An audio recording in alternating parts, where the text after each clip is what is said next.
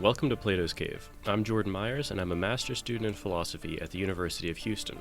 You're listening to a reading group episode of the show, which means that in this episode, I discuss the paper The Importance of Free Will by Susan Wolf with three non-philosopher friends, Adam, Giffin, and Brian, because philosophy shouldn't just be for philosophers. And so, this episode is a continuation of the moral responsibility and free will series, and this episode was really spawned by the previous discussion of Tamler Sommers' The Objective Attitude.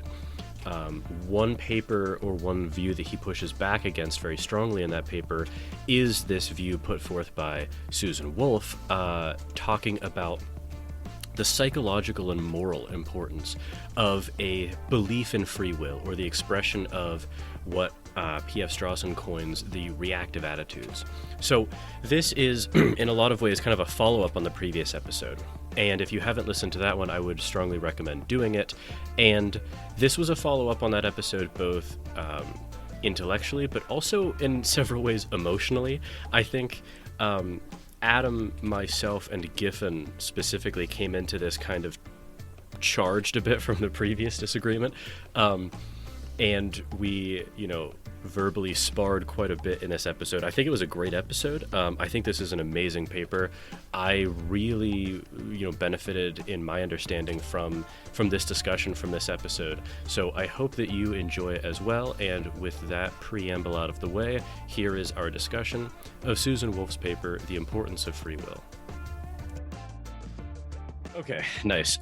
All right, well, Adam and I were talking a little bit before you guys joined the Skype call, Zoom call, about this paper, and I'm actually really excited to get into it because I need to figure out exactly what I think about it still. And the paper in question is The Importance of Free Will by Susan Wolf, and we're doing this because it was quoted at length in The Objective Attitude by Tamler Sommers, which we did last time. And it's interesting because the parts of the paper that he quote are obviously extremely relevant to the paper, but they give at least in my opinion, a different impression of what the paper will be. And I have extremely mixed and probably muddled thoughts about it. But Adam, I'll let you ask the question to the group that you had previously asked, and I cut you off. Oh yeah, but I was just interested to know what we thought of the paper generally. Did people like the paper? So I guess I'll answer first. Yes, but with a weird kind of asterisk on it, because I don't know to what extent I really don't know to what extent I agree with it. I know there are some parts of the paper that I very, very strongly agree with, and there are other parts where I don't think I agree with, but it's not as much a disagreement as opposed to a different style of agreement. But I don't know, so that's my answer. Brian, I enjoyed it. I don't really think there was any part of this paper that I disagreed with. So I'd be interested to hear what you have to say, Jordan. Okay. And then I overall just really enjoyed her style of writing. That's interesting. Can I ask you a question about that, Brian? Sure. Because I'm just curious. I mean, we'll get into it, but like you said that you didn't really find anything to disagree with in this paper, but the previous paper by Sommers was really kind of going against this paper. Was this like a change of heart for you, or do you not see the papers as being in conflict? I think it was a change of heart after our discussion with Sommer. I think that honestly the discussion about the Sommer paper kind of broke down towards the end there, and it was difficult to tell where people were sitting afterwards. But I think I just had a change of heart. Okay, that makes sense. Giffin? I think it was totally worth reading, especially because, like we mentioned, The Objective Attitude, the Sommers paper, is quoted at length at the beginning, and also just in general seems to be styled as a response to it. So it was totally worth the read. I thought it was worth reading. But I didn't find myself in that level of agreement with her, as you guys, for sure. Okay, interesting. Just which is probably believable. Point of reference, it's Sommers, not Sommers. Is it really? Yeah. Okay. My apologies. Sommers. But yeah, the Sommers paper is directly responding to this one. I mean, in conjunction with Nagel, as we obviously went over, but that was written in 2007. And this is an extremely formative and hugely cited. Adam and I were talking about how many edited volumes this paper has appeared in. It's like a crazy amount. And this was written published in 1981 in mind, where really, I mean, the 70s and 80s were the explosion of moral responsibility and free will papers in philosophy. Okay, so okay, I really want to just kind of move through this paper because I need to figure out really kind of what I think about it and what the paper is saying and what it's not and how it's saying what it's saying. So okay, there's kind of a tabling. It's the second paragraph of the paper, just to kind of lay it out. She says, in this paper, I shall argue that the justification of these practices being moral responsibility practices, need not rest on the assumption that we do have free will, and that the conclusion that we don't have free will gives us no reason at all to abandon these practices. My argument, however, seems to me to leave both the problem and its importance intact.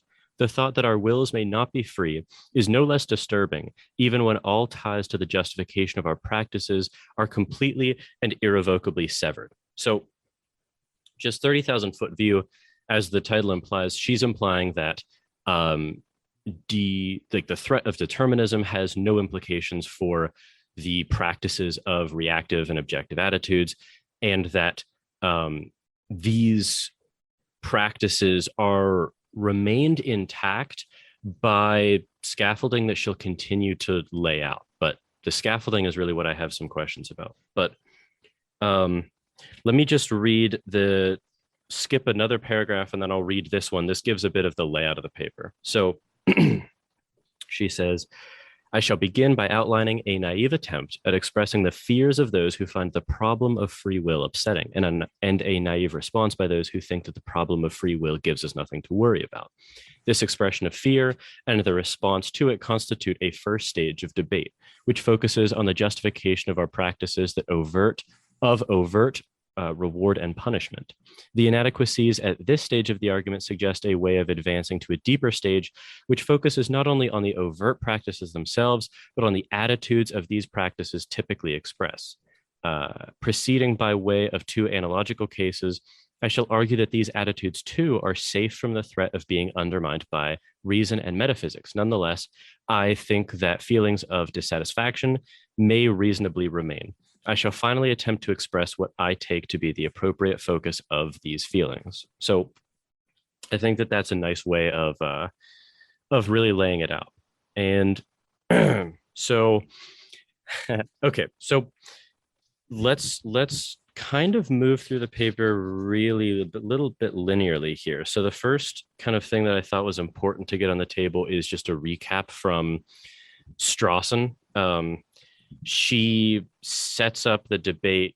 She's going to refer to the group.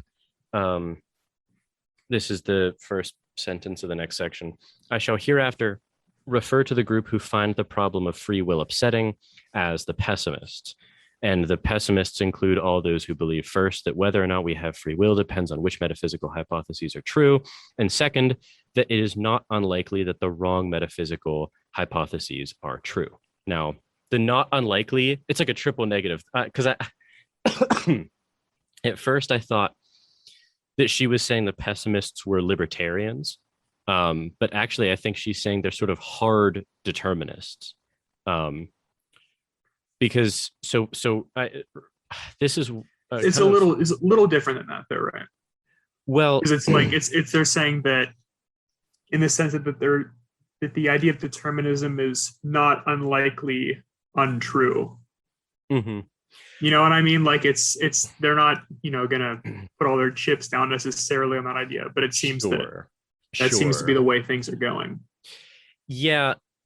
So this was the problem is that, I mean, in 1981, like I know a lot of these positions just like get really well defined after this, but a lot of kind of my early questions were about specifically who's being addressed in what parts. And it seems like, because I mean, you're right about that, where she's making like a almost like a probabilistic claim on their behalf, right? But I kind of feel as though the target of that would be someone like a Dirk Pereboom or a Galen Strawson, right? Someone who's like, quote unquote, like a hard incompatibilist. Like, they would say that, yeah, whether or not we have free will or not depends on metaphysical hypotheses. That's a libertarian or a hardcore skeptic, and then they're just saying no, they're probably not true. Well, that actually wouldn't apply to Galen, because I know Galen Strawson he thinks that determinism isn't actually relevant because it's incoherent both ways. You mean Pia rather than Galen?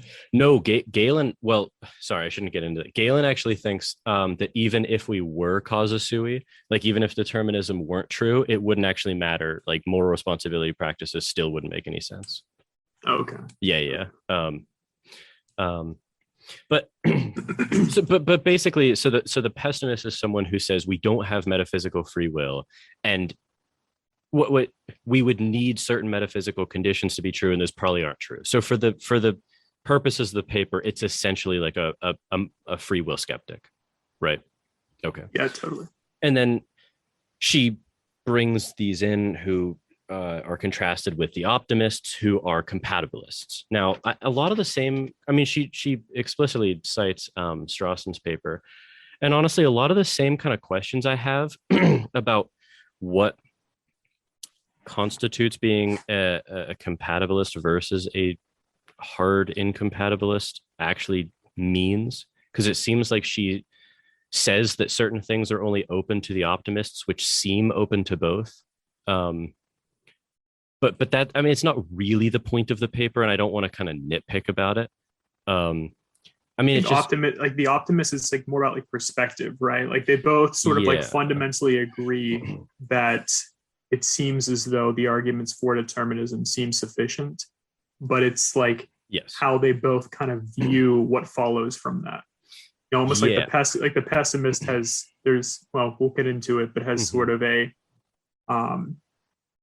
almost like a lingering need for something more, while the optimist seems content with the reasons, you know, put forward that justify behavior and attitude, even in the light of determinism being true.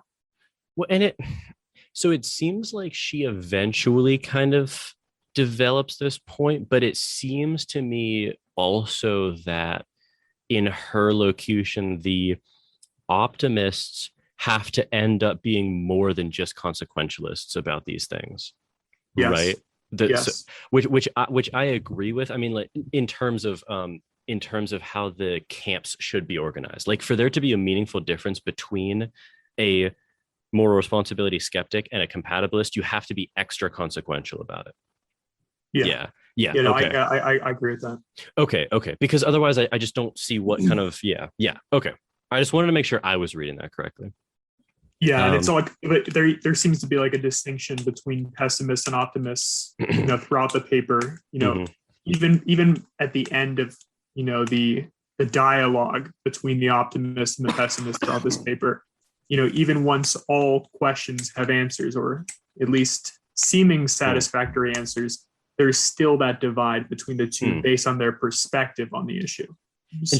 And she says, I mean, there's a remark about that, right? Where she says, you know, we don't need any new information for this debate. It's not like more empirical knowledge is going to come out to actually develop these points, right? Yeah, totally. Yeah. Okay. So she trying to kind of think about how to introduce this point. I mean, so she's talking about the she's talking about the justification of certain practices, right? And the one that she's discussing first, because she does note this, you know, I actually had a few notes in the margins about how I thought, that she was making some of the same issues that Sommers made by conflating actions with attitudes or practices with attitudes. But upon rereading this, just for like the introduction, she actually does say that she plans to start on the practices and then switch to the attitudes. So she is making that differentiation. So she's talking about, you know, the practices of rewards and punishments right now and what justifies them. And so, okay, so she makes a point. This is page 389, bottom of the first paragraph. This was one where I just kind of resoundingly said like, yes, agree here. Yeah, so this is bottom of the first paragraph on 389. We do not ordinarily decide whether a word of praise or a public scolding would be a useful directive to future behavior. Rather, we find ourselves reacting to the actions and characters of others, approving of some, disapproving of others. Unless there is a reason to restrain ourselves, we simply express what we feel. Now, I had that highlighted. I wrote true. Like that is just extremely true. Now, again, I don't mean to be kind of nitpicky here, but like there is a little bit of like the conflation between practices and attitudes here. I mean, this seems like it's more a point about attitudes than actions. I mean, obviously they flow from each other, but I just thought that this was, really, it's exactly right. I mean, reacting is almost the derivative or the core of the reactive attitudes. They are those which naturally kind of flow. So I'm assuming, Adam, you also like very deeply agree with that point then. Yeah, definitely. And I think she does make the distinction at one point pretty well. Yeah. Let's see, let's find that real fast just to let her make the clarifying point here. What do you mean actions versus attitudes? Like someone can do a given action, but if they don't have a given attitude, then it's not really genuine. So that's a good clarifying question, Brian, because this was a big issue with the previous episode that we were conflating about, and I think I tried to kind of highlight this issue, but so there's a difference between an action first of all, there's just a difference between actions and attitudes in the sense that one is obviously kind of your mental status and the other one's what you do, right? So like if I do a given action, the same action could be done for a myriad of different reasons or different attitudes, right? So she's making the point there, and I'll let Adam get to his quote in a second. She's just making the point there that, when you're scolding a child, right? Or you're kind of reprimanding someone, you could be doing that because it is your natural reactive attitude towards that child, or you could be doing it in a very kind of calculated, objective way under the objective attitude where you say, okay, I think that, this person needs to learn, and they will do so if I actually respond to them in this way. Now, it could have been like, this could be a child that needs more gentle encouragement, more kind of firm encouragement, like challenging the child, like everyone's different, right? But that difference in attitude could be there, but the action be the same. Does that clarify it at all? Okay, yeah. I think that was actually kind of nice because it's been a while since I looked at the last paper because we did that a couple weeks ago. Yeah. So it's all that shit's coming back. Cool. Okay, good. I think this quote puts it well as well. So she says, imagine for a moment what a world would be like in which we all regard each other solely with the objective attitude. We would still imprison murderers and thieves, presumably. We would still sing praises for acts of courage and charity. We would applaud and criticize, say thank you and for shame, according to whether our neighbor's behavior was or was not to our liking. But these actions and words would have a different, shallower meaning than they have for us now. Our praises would not be expressions of admiration or esteem. Our criticisms would not be expressions of indignation or resentment. Rather, they would be bits of positive and negative reinforcement meted out in hopes of altering the character of others in ways best suited to our needs. That's a great quote of it. So this is why. So back to the quote that I had on 389. This is why. Sorry, Adam, you can stop sharing if you want. So I highlighted that and just wrote like true, like that seems to be both empirically and psychologically true, right? That we don't actually just ordinarily decide. Usually we just react. But I think that it's obvious that we also can do that too. So we ordinarily just react, but we can actually kind of deliberate about it and decide. And that's like the whole kind of reason why I agree with Strawson that the reactive attitudes are what constitute relationships. And that was my kind of entire point about saying that the objective attitude is usually correlated with like an increased cognitive load. It's I don't know if it's certainly not a sufficient. I don't even know if it's a necessary condition, but it's at least a correlative one. And she says, so she also clarifies in the next paragraph that one can justify these practices under let me just read it. So she says, accordingly, although one can justify these practices in a way that is analogous to justifications of other kinds of actions, one can also try to justify these practices in a way that is analogous to justifications of other kinds of judgment. In particular, one can try to justify them by showing how the relevant judgments are fitting for, appropriate to, or most aptly deserved by the relevant objects to these judgments, in this case, human agents. So she's basically saying, look, like you could ground these in consequentialist reasonings like this: if I do this, it will create a better world.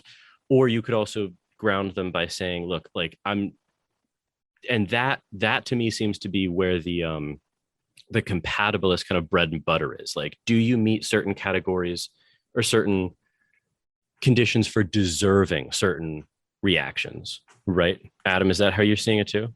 Yeah. Okay, good.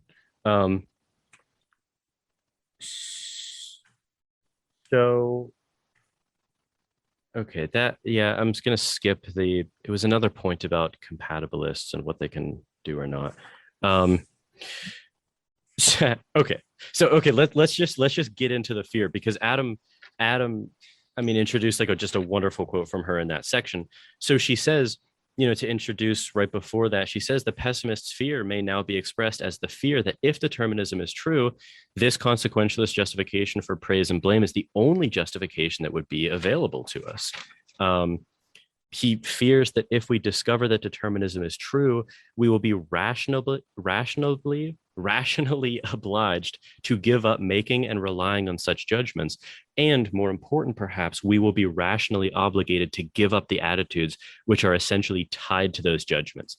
Now, as I think that I would fall into the box of a pessimist, generally speaking.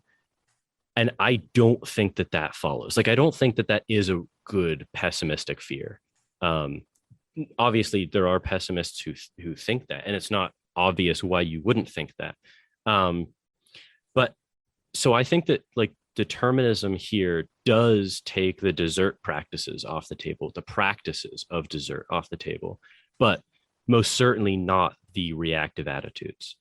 Now, okay. Okay, Adam, this is a question for you first. Never mind. We're not really at that section yet. Can I ask a clarifying point? So you believe that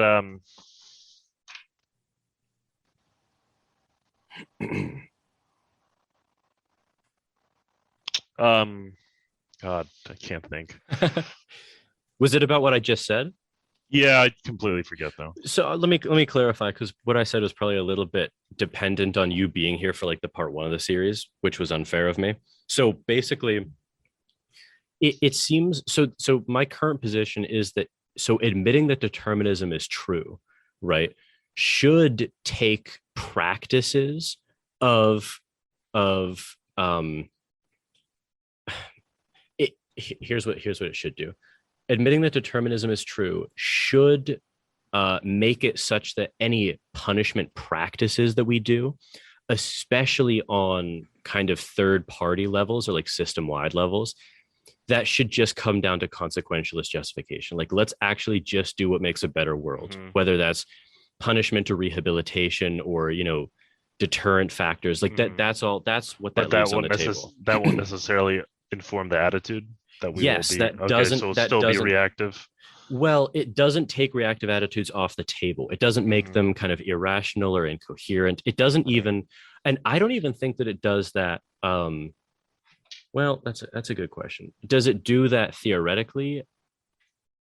Not necessarily, honestly. So what I mean, this is more about the later sections, but just to kind of table it, I think that admitting that determinism is true kind of opens the door to taking the objective stance. And then it's an issue between, okay, what stance do we take in which situations?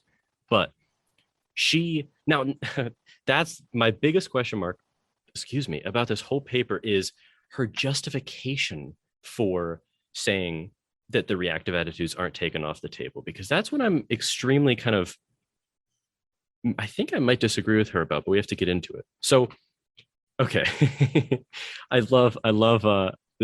So this next section, so she's discussing really, she's actually preemptively talking about Sommers, right?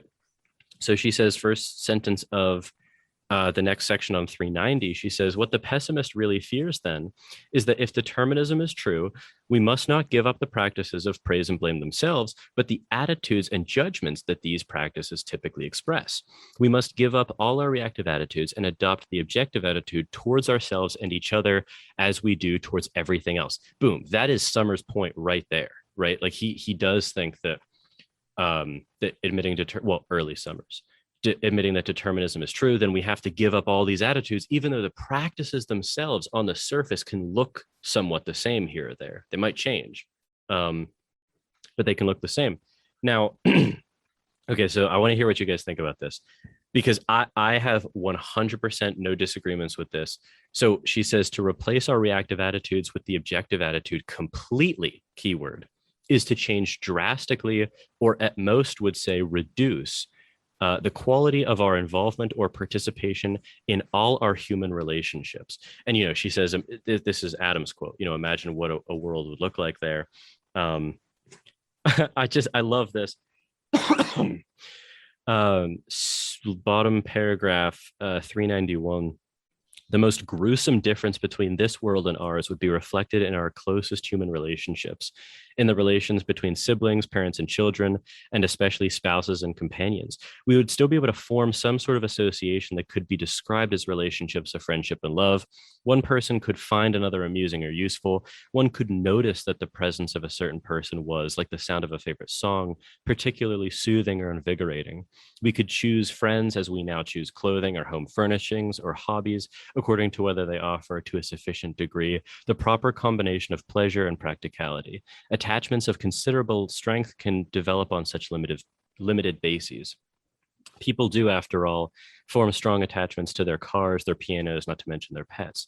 Nevertheless, I hope it is obvious why the word friendship and love applied to relationships in which admiration, respect, and gratitude have no part might be said to take on a hollow ring. I just love that paragraph. And I'm curious, so Brian, maybe, because I know, Adam, you just wholeheartedly agree with that too, right? Brian, I'm curious, like on the change of heart thing that we were discussing at the beginning, do you, I'm curious now, do you kind of buy that? Do you agree with that more than you previously did? I think what was missing from last episode was a real, like an examination more of what that would look like with real examples. And I think the quote that Adam laid out really is what I was looking for in that sense.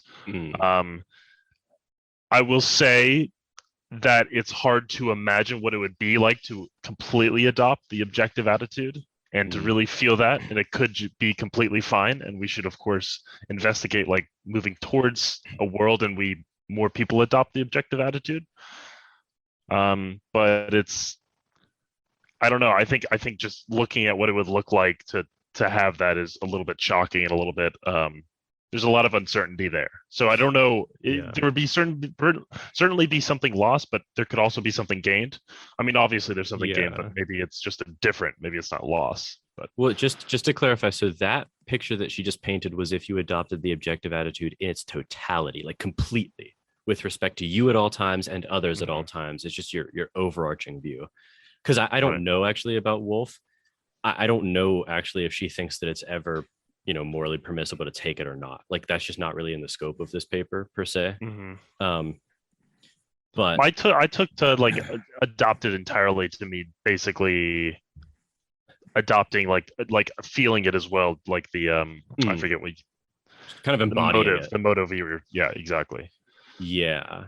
So you can accept that it's probably factually true, but it's not to really do it. Yeah. Yeah. I don't know how you guys I mean I love that paragraph So good. specifically, but the paragraph above I thought was full of It's all so good. no, I actually disagree with that one. Oh, really? Wait. Yeah, which I mean, paragraph like, are you referring to? Yeah, which one? Let me share my screen and just This is intriguing. I get what she was going for, but I'm wondering whether it's a bit of a straw man here. On 391. Yeah, so I'm sharing it. So an yeah. act of heroism or of saintly virtue would not inspire us to aim for higher and nobler ideals. I mean, I don't know why at that point. I mean, I think thought that this about is that. a stylistic mistake by her too. I mean, do you get what I'm saying with that? Though? Because you could, Adam, I'm actually in complete agreement. I was waiting for you guys to voice your concerns, but I kind of agree with Sommers in that I feel like she takes like amongst all possible like worlds in which you kind of fully adopt the objective attitude, she is kind of leaning on like our preconceptions of what that would be instead of like describing like the possibilities. Like this one seemed a little bit straw man-y. Like she paints like the worst picture if there's like an option for her, in my opinion. Because I think she can. It would not inspire us to aim for higher or nobler ideals. I don't see why like the objective attitude would exclude that at all. Well, let me spell out. I gotta make this point. So the thing is, like, I think she conflates two different things. Where she mentions like reactive attitudes, and I completely agree with the one she lays out, right? And they seem like they're directed attitudes at certain people, where you imply desert. But in this case, like an act of heroism or of saintly virtue would not, inspire us to aim for higher ideals and nobler ideals. It's like, okay, or higher and nobler ideals. It's like, I don't see how you need directed attitudes. Yep, I totally agree. For behavior to influence us in a positive way such that it would inspire us to possibly, you know what I mean? Do you get what I'm saying with that? Because that act is totally congruent with the objective attitude. You could see an act of heroism or of virtue and then actually just allow that to motivate you to you yourself improve the well-being of others. Like that is exactly. You could still fully recognize and say, okay, well, ultimately that person isn't agentic. They're not responsible for their behavior, yet this still inspires me. Even if I am not responsible for my own behavior, this can still have a positive influence on my behavior. I thought there were a few moments like this where she kind of conflated the two, and I just wanted to point that out as something that kind of struck really my good. attention. Yeah. Well, because it's the same point on the negative side, where you can't. She says we would not recoil from acts of injustice or cruelty. It totally doesn't follow from that, because you still obviously could, insofar as they create suffering. Like it's just that simple. Yeah. Sure. Exactly. So so here's a question then. So modulo what we might say is that kind of stylistic misstep there, right? She just expands the bounds too far. Giffin, do you disagree with her what Adam and I for sure, and I think Brian more so, does think is truly a loss in the adoption of the total objective attitude? Yeah, I disagree because of her like description as like kind of a loss. And I'm kind of this paper was useful for me because she took avenues that like I hadn't previously thought of. But I do think I still kind of disagree with like that point about like the friendship and love was like the paragraph you're referring to, like where there's a hollow ring with taking solely the objective attitude. This is kind of what I kind of agreed with Sommers explaining, that there's kind of like an unnecessary kind of negative aspect that she's imparting on this. And I don't see it as a necessity that that's what the objective attitude would be like. Like, I don't see it as hollow. Okay, Adam, can you stop sharing your screen? Yeah. Sure. So I guess, Giffin, I have a question about that. Sure, go ahead. So I wanted to clear something up from last time. And so is it not? I'll do my best. So is the objective attitude not negative in your view? Because there's two ways in which it could be less negative than what Wolf portrays. Okay. One way is that it has different aspects.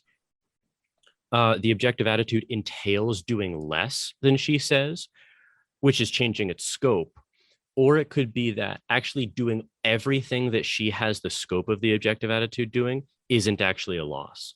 And actually I really regret not having this for the because what the problem, one like thing I wanted to clear up for like the audience, but even just for us with last time is when we were referring to, and this is my kind of biggest issue with Sommers, but I thought it really degraded even like towards the end of the conversation more than in the paper, is Sommers I think misses something about the way the objective attitude is defined, even in Strawson. Defined. Sorry, what? You said you have a problem with the way Sommers defines the objective attitude? Okay. So what I'm curious, is if you think that is the objective attitude isn't as negative as Wolf is portraying because it's actually you're viewing it as something different than this, or you view it as this and you're saying, oh, that's actually not that bad. So let me read it real quick. Sure. This is not from this paper. No, this is from Strawson, actually. I just found it right before this. So, PF? Yes. So I'll just read it real quick. What I want to contrast is the attitude or range of attitudes of involvement of participation in a human relationship on one hand, and what might be called the objective attitude or range of attitudes to another human being on the other. So he's for the first time defining the objective attitude. It is from the paper we read. This is from Freedom and Resentment. Yeah. Okay. Even in the same situation, I must add, they are not altogether exclusive of each other, but they are profoundly opposed to each other. To adopt the objective attitude to another human being is to see him perhaps as an object of social policy, as a subject for what, in a wide range of sense, might be called treatment, as something certainly to be taken account of, perhaps precautionary account of, to be managed or handled or cured or trained, perhaps simply to be avoided, although this gerundive is not particular to cases of objectivity of attitude. The objective attitude may be emotionally toned in many ways, but not in all ways. It may include repulsion or fear. It may include pity or even love, though not all kinds of love. But it cannot include the range of reactive feelings and attitudes which belong to involvement or participation with others in interpersonal human relationships. It cannot include resentment, gratitude, forgiveness, anger, or the sort of love which two adults can sometimes be said to feel reciprocally for each other. If your attitude towards someone is wholly objective, then though you may fight with him, you cannot quarrel with him. And though you may talk to him, even negotiate with him, you cannot reason with him. You can at most pretend to quarrel with or reason with him. So that's like the big sense in which I think Sommers is missing it. And I think Wolf nails it on the head. So I'm curious what you think. Yeah. Yeah. So I guess this is like one of the biggest differences between like the previous set of conversations we had and like the conversations we're having now, is that I actually like saw Sommers like kind of definition in his framing, and I thought like that was useful. I see how it is different from what Strawson proposes. Like the problem is like Strawson, I kind of now view like what you just laid out. It's not a very good like definition. It's like a sentence that seems to explain, or series of sentences that seem to explain, like, I guess in a way he's trying to define it, but it's not very concise. But he kind of implies, if that is like strictly like what he's defining as the objective attitude, I mean, then he's basically saying that it is by definition a loss, because he's saying like taking the objective attitude excludes some forms of love. Like he's saying that point blank. Though not all kinds of love. Yeah. Right, meaning that taking the objective attitude exclusively would, by definition, exclude certain kinds of love, whatever he means by that. I think he's implying via viewing someone as an object. Well, I guess it depends on how we are framing like the use of the object in that term. I was just going to say, I see Sommers as having kind of clarified because P.F. Strawson to me isn't like the most clear writer. So I thought Sommers kind of had like the job of like kind of clarifying like what is the objective attitude, except not defining it with like the word love in it and things like that. As like treating someone as someone. Let me rephrase this, because do we want to pull up like Sommers' definition? Well, no, I know it off the top of my head. But Jordan, I actually agree with Giffin on this one. I mean, not on like the overall point, but I think Giffin's entirely right in the sense that like Strawson brought us the objective attitude which is, fantastic in that he did it. But I think Sommers' perspective is wholly consistent with the objective attitude in this sense. Now, let me clarify. So the objective attitude is the idea that, in the light of determinism, can we have these directed attitudes toward people? No. So Sommers is saying, okay, now does it have to be this dreary view that P.F. Strawson takes? No, in the example of love, you can't love someone, but you can love that someone is there or that someone exists. You know what I mean? And that's wholly consistent in the light of determinism to say that you love that someone exists, that someone is there, but you can't love them in the sense of reactive attitudes. Do you see his framing there? Well, I don't think that that's how the objective attitude is defined by either author. So it's not like, I don't think the objective attitude is saying you can't have reactive attitudes. I think that the can't having reactive attitudes is a consequence of taking the objective attitude. Okay, I don't see how that's different than what I said there, because the idea is that maybe it's just stylistic. Yeah, because it's Jordan, can you maybe try to explain again? No, because it's the attitude you're taking, right? Mm-hmm. So in this case, you wouldn't say that you love someone or you resent someone, but you could resent the fact that someone behaved that way, or dislike the fact that someone behaved that way, or love the fact that someone is there or that someone's in your life. So when we're debating with Giffin, you can't bring up like P.F. Strawson's framing, because it's a perfectly fine framing, but Sommers just has a different framing that is consistent with determinism. Well, it's consistent with determinism. Yeah, for sure. Yeah. So my point is that like it's a different take on the objective attitude. Do I still think it's a degree removed from reactive attitudes in the sense that even that slight framing of it, or that difference, almost like I love that someone is there in my life like that, rather than I love that person. I think there's like an attitudinal difference there that detracts. I totally agree with that. Qua viewing someone as an object, agent, or so maybe it's just stylistic, but like the only thing that I would want to include in that definition is this is all like qua object, that these things are being degraded, because if you're not viewing... Can you clarify what you mean by object here? Because I don't mean to quibble, but that's kind of an important detail, because we in like common use the word object in a different way, and it's a negative way. Well, just non-agentic. Well, it's not. It doesn't have to be negative. Yeah. I'm just asking you to clarify a little bit, just for that reason. But that's part of my problem with Wolf in general, is that there's always like a negative slant, and object is a word with like a preconceived notion of it being negative. That's all I want to bring up.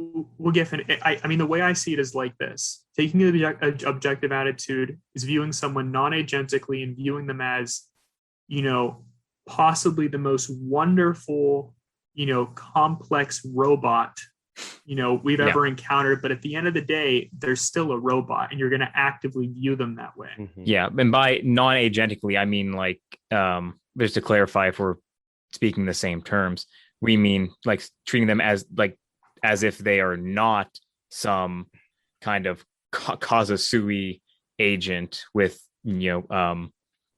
sort of a contra-causal force of nature, right? Something like that. Did that? I don't think it necessarily. I don't know if a necessary condition is libertarian free will, but it's like Nagel had that one quote. It's viewing actions as events and people as things. Right. So it's it's a great one. Yeah. So it's demoting. Well, under Sommers' view, it's not demoting. It's changing someone's status from an agent to an object. Yeah, well, I mean, I just wanted to understand if you guys viewed agent in this kind of framing as a non-deterministic kind of framing. You could treat someone, if I treat someone as an agent, I can believe determinism is true and treat them as if they were agentic. That's like as if they were agentic, as is almost kind of like kind of ignoring for the communication between the peoples that determinism is true. Sure, but hang on. Actually, I think this is actually a really good point. at this point to like transition forward, because the thing is that exact point does come up in the paper. So that's one of the most interesting parts of the paper. So let's make sure we're moving forward on that front. Guys, I hate to do this, but can I get like a 3-minute break? I'm sorry, I'm being called. Yeah. Sorry. Sure. I deeply apologize. Give me one moment. Yeah, and considering this is just like the break right now, I mean, that's one of the most interesting parts of the paper. So let's make sure we get to that. For sure. Yeah, no, definitely. See, yeah. What was I going to say? I lost my train of thought. Yeah. Well, so just a quick clarifying point between like us then. So my biggest issue still with the way that like Sommers defines the objective attitude is, where's the quote? I mean, he says, taking the objective attitude commits us only to regarding human beings as creatures who cannot deserve praise or blame. But like that seems to be a feature of the objective attitude, and it's certainly a necessary one, but it's not a sufficient condition. Because you could because of this point, this is actually, I'm about to make an extremely Frankfurtian point. Adam, you might like this.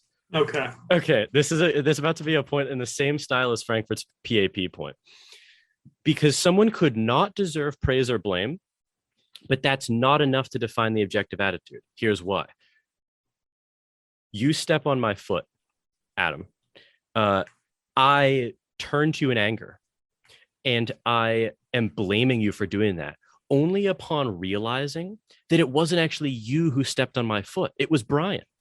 You no longer deserve praise or blame, but it has nothing to do with taking the objective attitude towards you, because I could still harbor reactive attitudes towards whoever stepped on my foot. It's the same point Frankfurt makes. I think it's generally though, right? Like that one shouldn't adopt, reactive attitudes in general though. But so creatures who could not deserve praise or blame. Okay, so same thing then. So, okay, but let's table what I actually do to Brian. So you don't deserve, so in this example, it's the same point that Frankfurt makes about could have done otherwise. You don't deserve praise or blame, but it's not because I'm taking the objective attitude. It's because you didn't do it. I think that you've lost me a little bit on this one. I'm sorry. What is? No, I'm still super open to this though. What just kind of build me back up on this point here. Okay. Taking the objective attitude commits us only to. So okay. So first of all, he says like commits us only to doing this. So therefore, I'm interpreting that as if we don't deserve praise or blame, that's all you need to say that that's taking the objective attitude. And I think it's more than that. So just stop there and let me think about it for a second here.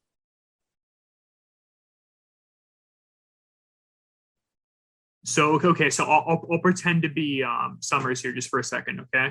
So okay. I just so we can just play along with this one. Mm-hmm. Okay, so it's sufficient because at that point we're either going to be living in discordance with the facts or in accordance with the facts at that point, because there needs to be a attitudinal shift given that fact that ultimately no creature deserves praise or blame.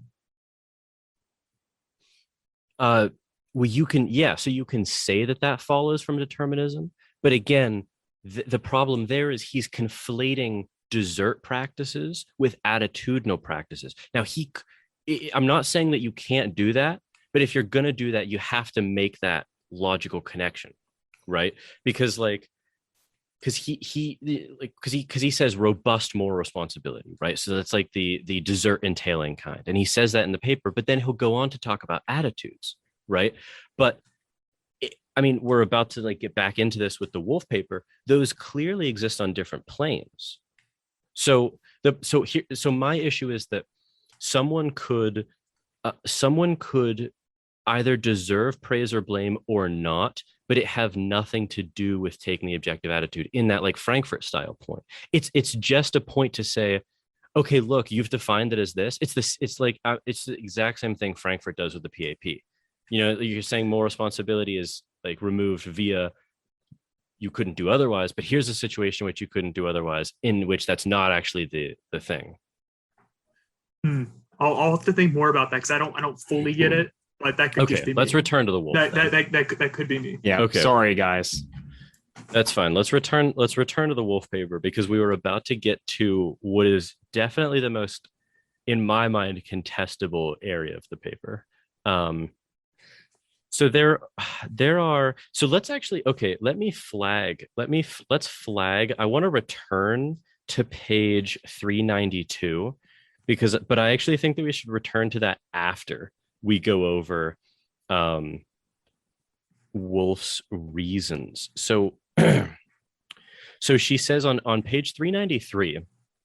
So let's talk about, so she says, so she introduces this as saying, like, insofar as we take reactive attitudes towards ourselves and each other, however, we regard others as free, responsible beings. If determinism is true, then by continuing to take these attitudes, we live in such a way that is discordant with the facts.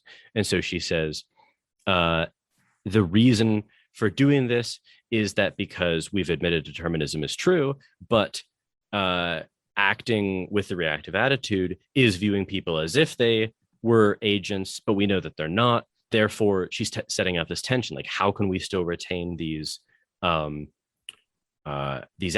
And she says that this is like the pessimist's fear. So this is bottom of this page going into the next page. And this sets up her different cases, which is definitely the most interesting area of the paper. So she says, even to this last account of the pessimist's fear, I believe that the optimist has a reply which should make the pessimist withdraw his attempt to express and explain the threat of determinism yet another time.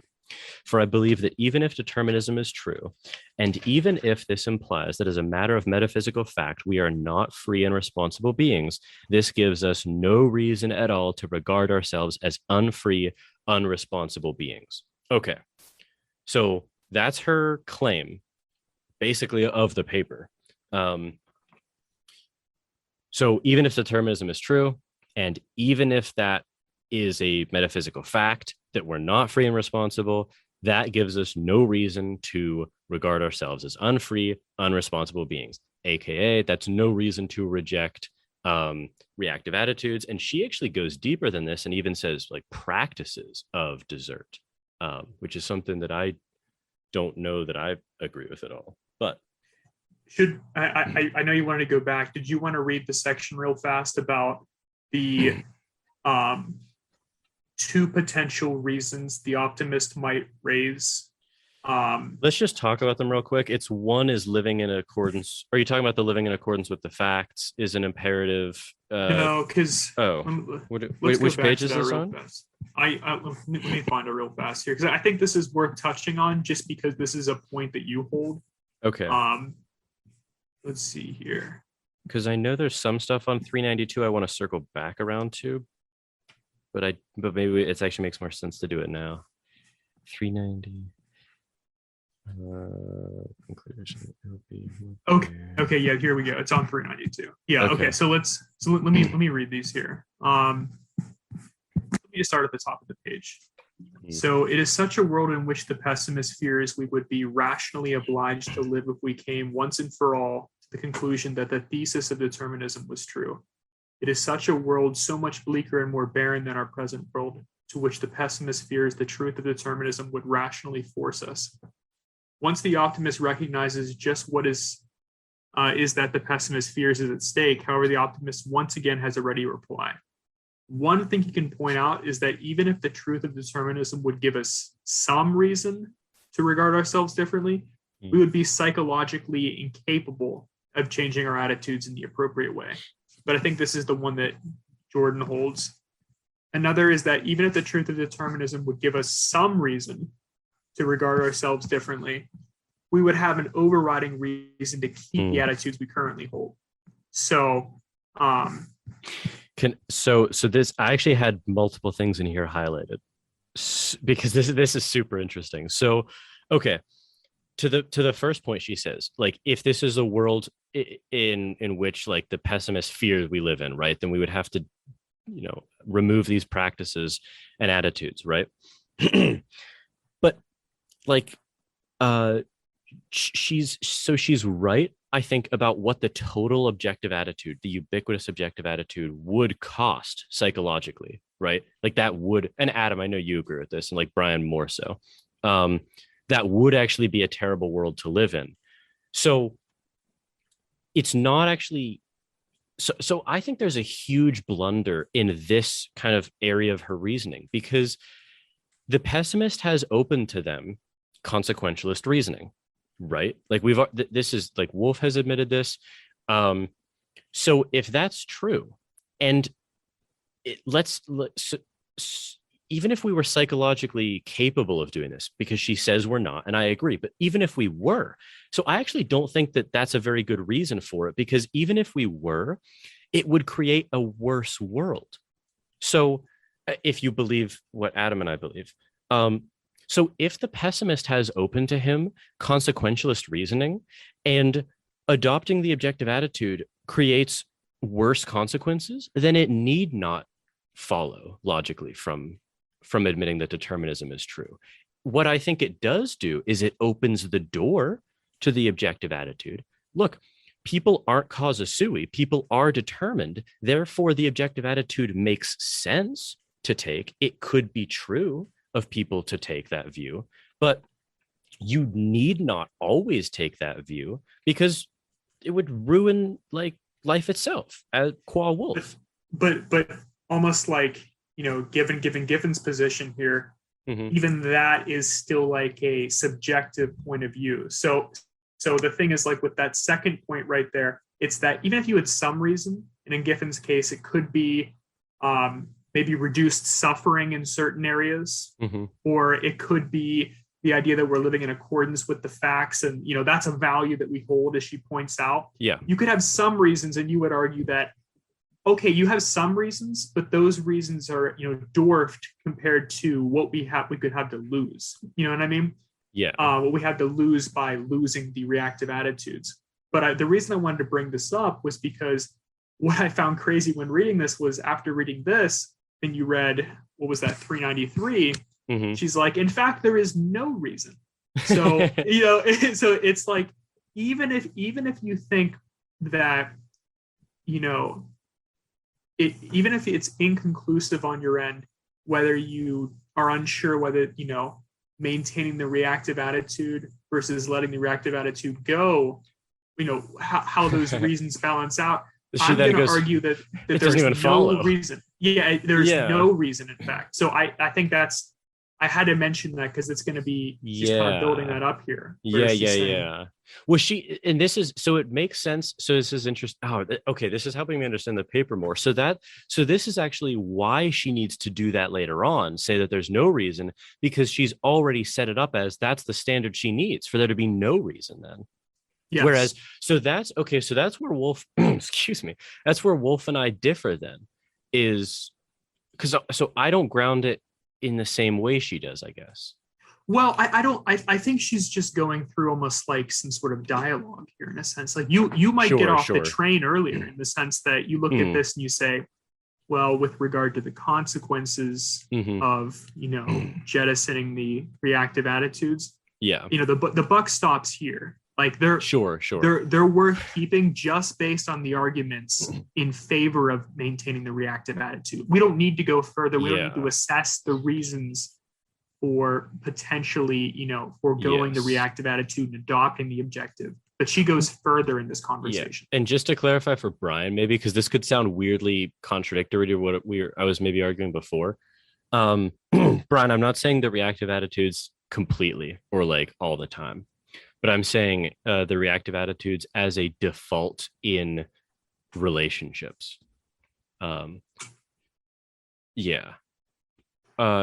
Wait, did anyone? I can't hear Brian. Yeah, Brian, I can't hear you. You're muted. Hello? Yeah. Okay, there we go.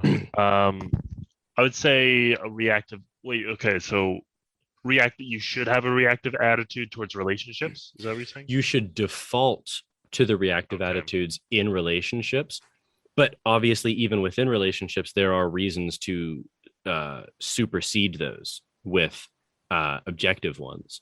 But actually, Radzik, which she has a paper which we'll definitely read in this series about this. I actually view it identically to her. She says that that the reactive attitudes, because of what they bring to interpersonal relationships, are a prima facie good, but they can be overruled by other considerations. That's exactly how I view it for interpersonal relationships.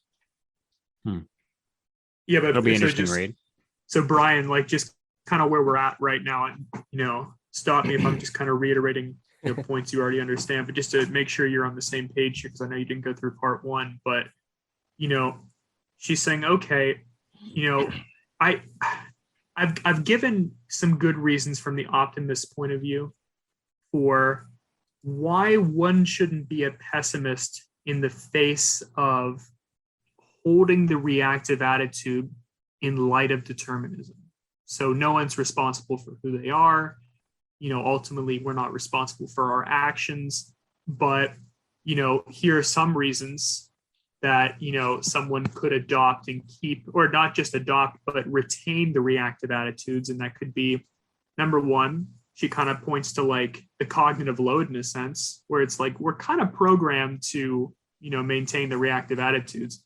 But even more so, the reasons we have for maintaining the reactive attitudes seem stronger than those of adopting the objective attitude. But we're about to go into the page here where she says, okay, even if you think the reason for adopting the objective attitude, in this case, the reason would be living in accordance with the facts of reality. Even if you think that's a good enough reason, I don't think it's a reason at all. So she's about to get into that of like why she doesn't think it's how it's even a valid reason. Did that make any sense? Yeah. and just to clarify one more point for Brian, this is with respect to adopting the objective attitude just always and completely, like Sommers' project, because she's not saying what Course Guard might be saying, or what she might be logically committed to saying, which is that the objective attitude is never appropriate. That's not like the scope of this paper. You know what I mean? Just because that is a weird difference. Yeah. So Giffin, you're still sitting at like the point where, reading that paragraph, you might, when Jordan and I read that there might be some reason, to regard ourselves differently, you would view it as a good reason to regard ourselves differently. One that might override our, almost our assumed reactive attitudes. Can you actually repeat that? I didn't fully grasp what you were asking. Is there like a baby? Well, what's going on? Yeah, what's going on here? My dog is whining. Sorry. This is what I had to take a break for earlier. He's whining. Sorry, Jordan, you're gonna have to edit this. There'll be some editing again. I apologize. Hold on. Well, let me pause here because I do want to get that answer. Yes. So just to make sure that's where he's at. That there are. Sorry, the problem has resolved itself. I really can't do anything about it. I know. I'm sorry. I deeply apologize. But anyways, Giffin, do you want to stop sharing, Adam? And then. Yeah, I'm sorry. The people want to see the dog. Ask the question again. Yeah. Yeah, please. Yes. So Giffin, when Jordan and I read in that paragraph there that, although there may be some reason to adopt the objective attitude and forego our naturally assumed reactive attitude, do you read that as there is a good reason to forego the reactive attitude and that there are good reasons for adopting the objective attitude? This is a very interesting point because this is like where she introduced the concept of the like living in accordance with the truth or whatever. Like that was kind of like facts. With the facts. Sorry, that was kind of a lens which I hadn't even thought to apply, to be frank. Like I never really investigated why like that reasoning was kind of like by default taken in my mind almost. So I guess I'm going to give some sort of explanation. I hope it captures like the answer to your question. But in general, I can see like this is like purely the kind of consequentialist lens here, why it might be better for one to take like the reactive attitude. But to me, it comes off in the same way as Sommers described, like the case of Joshua with like the religion, if that makes any sense. Did you mean to say But- react? Yeah. But I think with this one, like I just want to make kind of like a quick distinction in the sense that Oh yeah, sorry. I just want us to differentiate between behavior and attitudes here once again. Yeah. Like so do you think that there are better reasons for adopting the objective attitude? Because I think behaviorally we might all actually agree that maybe like, in terms of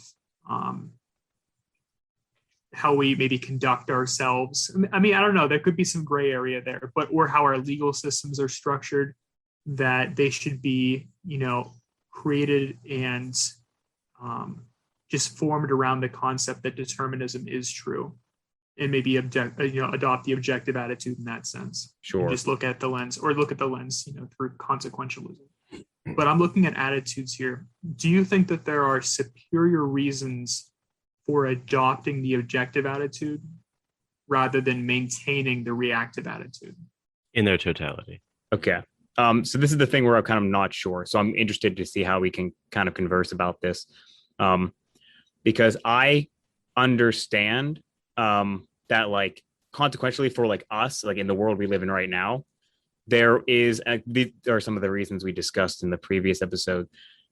Things like the, in our world, higher mental load of taking the objective attitude, and like the kind of feeling we get, or most people get in adopting the objective attitude, like it can feel kind of negative for people.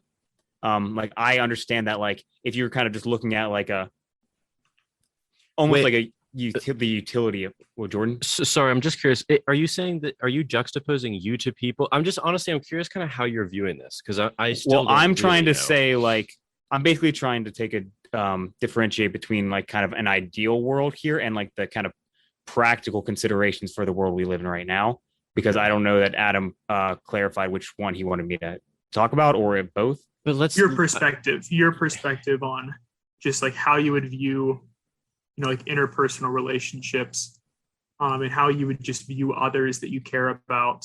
I mean, do you think that, like, it just kind of after kind of hearing about the two different attitudes, do you think that there are possibly superior reasons for adopting? I mean, because like let me just throw you a bone here in the sense that, Sure. like as you just mentioned there, Wolf does go on a bit, and I actually agree with her that living in accordance with the facts, and and she uses like the term true reality, in a sense that like you want to exist. It's generally a good reason in accordance with true reality, and Right. and that's a value we do hold. Right. So that could be one reason, right? That one could prefer the objective attitude over the reactive attitude. Can So I, I'm Adam, just real wondering. quick? Okay, yeah. Can I say the interesting, and this is what I want to know from you, Giffin, like, is Sure. is that reason going to be like, oh yeah, that's a totally valid reason, and it supersedes the costs of the objective attitude?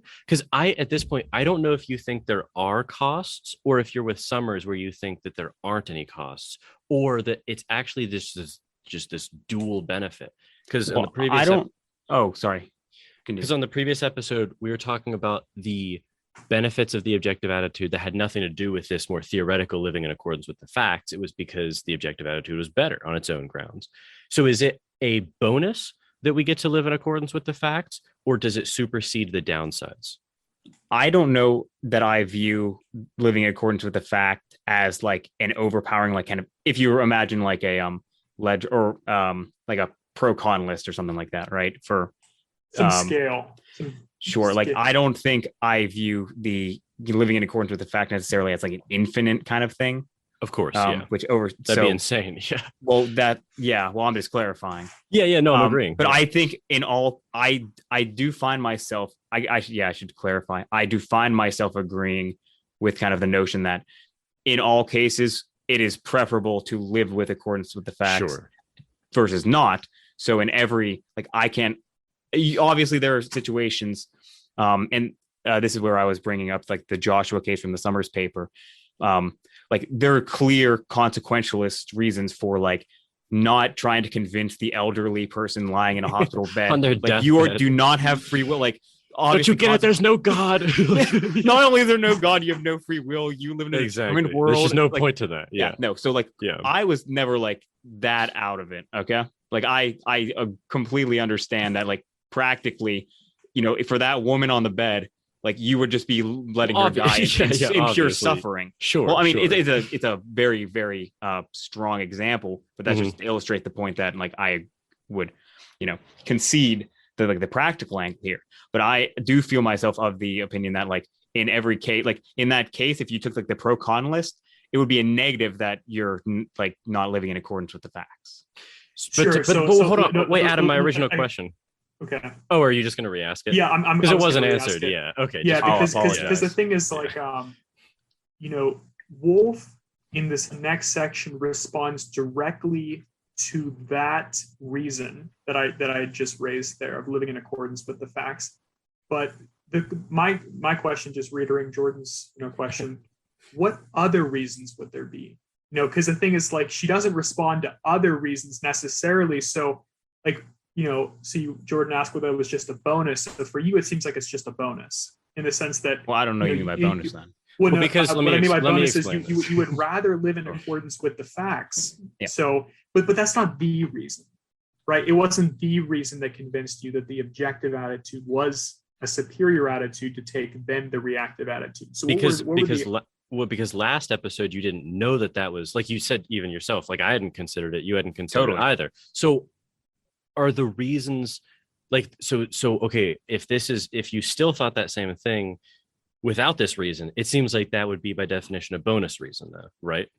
That's what we're kind of trying to get at. Honestly, I think there may have been some of that living in accordance with the fact driving my arguments in the previous episode.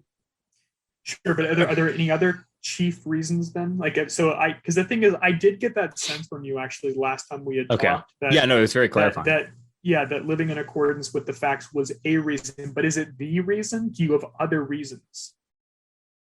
Well, I think in general there would be like positive consequences with taking the objective attitude, but I'm not sure that, like as we discussed, like they're not necessarily present. I do think living in accordance with the fact is kind of like the root.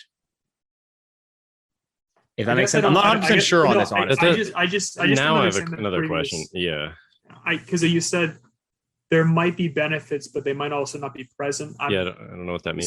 So because the thing is, like we had like read like in the previous paper that something like maybe a reactive attitude like shame, right? Sure. I mean, like, so when you almost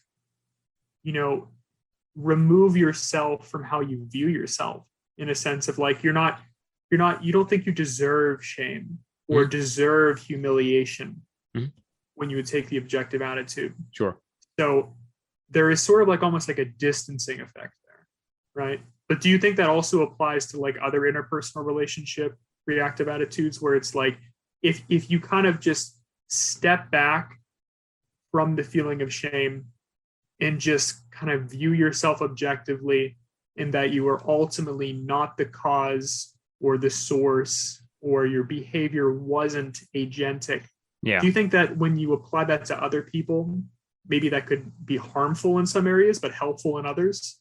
I think I do take that. Of course, in all these instances, I think it would be, the living with accordance with the facts would be kind of in like the con as like if you're not doing that.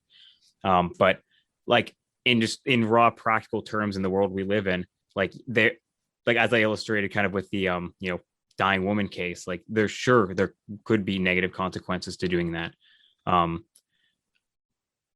I can give you an example of that. You mean from your perspective, like viewing the dying woman, like you would just be like emotionally removed in a sense? Is that what you're saying? Oh no, because this is your attitude we're talking about here. This is like the way you perceive the world, the way you perceive others. Yeah, I mean, I think there would be possible negative and positive consequences for me taking the objective attitude. What are the negatives? I'm curious.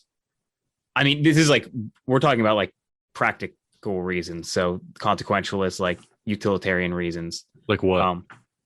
I can let's give like just a hyperbolic example. I say like I feel like I want to take the objective attitude, like kind of like a agreeing with Sommers, like I'll try to take the objective attitude more frequently, right? And no one talks to me ever again, right? All my friends cut me out. That would be like an example where. Wait, but to be fair, isn't that betraying your view that? But also that's actually like kind of moving away from what we're talking about. Yeah, that's actually a behavioral manifestation of that. Yeah, we're saying in this case that the behavior is actually the same, but just imagine like, okay, I can choose a hyperbolic example, like yeah, please, like say you were at like the bedside of your dying father. Okay. You know what I mean? Sure. What is the relationship? How does that change when you view him as a non-agentic being at that point versus, loving your father rather than, and caring for your father versus, I guess caring is the wrong word in this case because that could be viewed in either sense. But but just like, love and admiration and respect. And so like, how would that change versus viewing him more as just a highly complex robot that you enjoyed throughout your life and that you did love, but you loved that he was there, but less so that you loved him. I don't know if I agree with like the framing of like the lesser, because to me, like, I mean, you're saying even like the behavior could be exactly the same. So if, like, from my perspective, like there might not be like a real lessness in like my reaction. I don't know. You guys seem a little skeptical. Giffin, but you just said that there are downsides, and then when someone tries to give a hyperbolic example of a downside, you say, "Well, it's not really a downside." So then, can you give us one? It's not a behavior. Give us an attitudinal downside then, because you just said there are some. Well, I guess I was thinking about. I guess I wasn't necessarily clarifying between like the behaviors and the attitudes, because like when we're talking about the attitudes and the behaviors, well, we're talking about examples where like behavior can be exactly the same between taking both attitudes. It's hard for me to like clarify where I can find a negative. It's because we just like framed it as like, well, the behaviors could be exactly the same. Well, yeah, but you could go ahead, Brian. So wait, hold on a second. So you don't think then that the attitudinal, there are difficulties? Wait, hold on a second. Yeah, I think I'm a bit lost. Well, that's Giffin. I think Giffin's being a little bit inconsistent here, which like I think that's why you're lost, Brian, is because like Giffin, we're saying we're just trying to ask you like we should move on, but like this is it's an important point to like just get clear on. Before we dive into the next part, yes, because the next part is going to be kind of a direct response to this conversation. Yeah. So Giffin, you're saying you admit, and unless you're going to change your mind and say, okay, now there aren't any attitudinal, but we got to get clear on that. So you're saying initially that there might be attitudinal downsides to taking the objective attitude, even in cases in which the behavior is the same. Okay, so let's look at Adam's example of your dying father. Your behavior towards him. Yeah, I'm actually not sure that I meant to state that previously. That if my like framing was like taking like an attitude might manifest differently. Of course, but if we're equalizing like the behaviors, I'm not sure really what's lost. And I think I might have made a mistake previously in my so now we're changing. Which I apologize for. Okay, so now we're changing. Again, this is something that like I'm really exploring kind of actively through reading the papers. But so now so the current claim is that there's no loss from your perspective in adopting the objective attitude in its totality. If the behavior is the same. Sure. Right. That was like the key thing, and I was inappropriately not linking them, and I apologize. But Brian, do you have a question for me? Yes. And follow-up question: if you say there is no loss, do you think there's a change? I think there would be a change. Yeah, I mean, definitionally. Spell it out. What would the change look like? Yeah.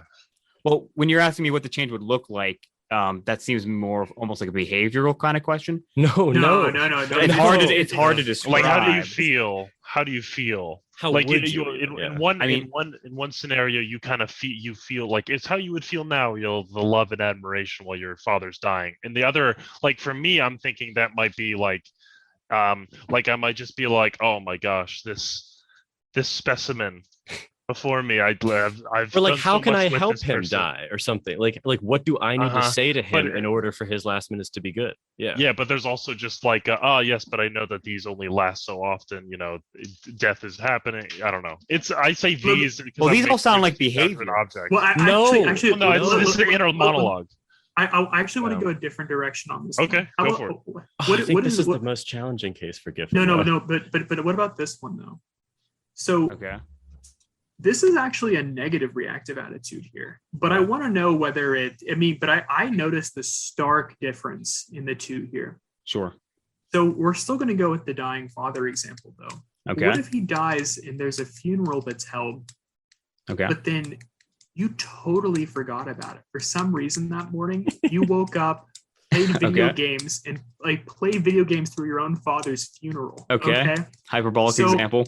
It's a hyperbolic example. For some reason, it had just slipped your mind. Do you think that losing the feeling of shame and just adopting just sort of like this objective view of yourself, do you notice that stark difference between the two? Where it's you in one case you feel you deserve every ounce of shame for what you've done. Well, on the other hand, you recognize you don't deserve any shame, in fact, because you're not causa sui. It's a shame that you happen to miss it, but otherwise you don't deserve these strong reactive attitudes. Do you notice the strong difference between those two attitudes one could take about themselves? I don't know. Here's the thing. Like, you say I wouldn't deserve shame, but I would feel like that I would not deserve the deep sense. That's the difference. Yes, that Giffin, you can't have this both ways here. You keep saying that they're different and that one might be better than the other, and then every example we give, you say there's actually no difference between the two attitudes, and then you just spelled out a difference. What difference did I just spell out? You said I actually would feel like I did deserve. Well, I said not in a deep sense. That's the difference. But I would still feel like in a shallow sense. Would that be really crossing your mind at that point, though? That just you feel this immense shame, and then a thought pops in your head that, in fact, I really don't deserve to feel. Well, why would it necessarily have the thought pop into my head like that? Because you're taking the objective attitude. Yes, that's the whole difference. And that's the thing. The objective attitude and everything. I thought we agreed that it wasn't necessary for the objective attitude to be taken for it to require cognitive load. Wait, what? Can you clarify that one? Well, we're regressing, I think, on this. We don't have to discuss it if you want to just move forward. But can you see a little bit the difference there between because you mentioned cognitive load there, the idea is that you in fact would be introducing that thought process and that attitude into that situation where it's like, okay, you are realizing that in a deep sense you really don't deserve to feel shame. Even though this might have been a terrible thing that happened, it's not a terrible thing that you did. In the sense that you didn't deserve. It would still be a thing that I did. I knew you were going to seize on that. I knew it. I knew you were going to seize onto that phrasing there. Because the thing is, it still was a terrible thing that you did. Mm-hmm. But do you think in that moment that introducing the idea that you don't deserve it, the feeling of shame in any sort of deep sense would somehow change that experience? Would it change the experience? Well, you're giving me an example where in one instance I kind of don't reflect at all, and in one instance I kind of force myself to, right? So there's a clear difference there. What I'm saying is I don't know if it's a necessity that taking the objective attitude would require me to kind of do that, second pass through what I'm about to do and feel. And I would compare this. Okay, pretend it didn't then. Pretend you actually just naturally embody the objective attitude. Sure. What's the difference then? You're claiming there's a difference inherently and explicitly, actually. So, like, but all we're asking for so we can move forward is, under your perspective, what is the difference between taking those two views of yourself in this hyperbolic scenario?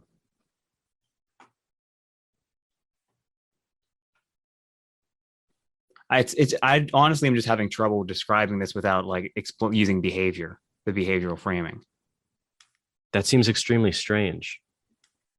So like you couldn't go through like what you would be thinking in this, or this like time? thinking. I can do that, but Okay. last time I tried to, I feel like I accidentally went into the behavioral. I would feel like a deep sense of loss. I would feel. In which case is this? This is the example Adam gave. No, but are you describing your father's funeral? Yeah, I am fully embodying the objective attitude without any cognitive load associated with it. I would feel loss, kind of regret. I would feel a sense of shame just without having to, without a sense of shame without any agency associated with it. A feeling that like I ought be. Let's pause there on that exact sentence though. What does it mean to feel a sense of shame without actually feeling you deserve any sort of the directed, almost like reproach? I mean, this is very, very difficult to like describe. But I guess it would feel like I would deserve. I mean, this is laying it out like this sounds kind of like robotic, but it would feel like a sense like I would deserve kind of a like some sort of consequential why would reprimanding why would you though? I mean, if you were adopting the objective attitude, then you fully recognize that you don't deserve anything. Well, it deserves in a deep sense as like a kind of local causal aid. I don't want to use the word agent, but like as the local cause of like shame and embarrassment. Like it would it almost sense that you're like viewing like shame in this case is like you recognize that you deserve some reprisals from others in the community for your behavior, and it's expected. And even by myself. But why? Why from yourself? Well, I mean, in one sense, it's because, I would recognize that I wasn't behaving in accordance with, what I thought I ought to, right? Like, I think it would be inappropriate for someone to sleep in and miss their father's funeral. Yeah, but it was outside of your control, though. I can't, this is going to be very interesting to hear the juxtaposition with what the reactive attitude is at this point. I can't wait to hear that. Okay, now paint me the picture, Giffin. Sure. I don't know what on earth you're going to say now.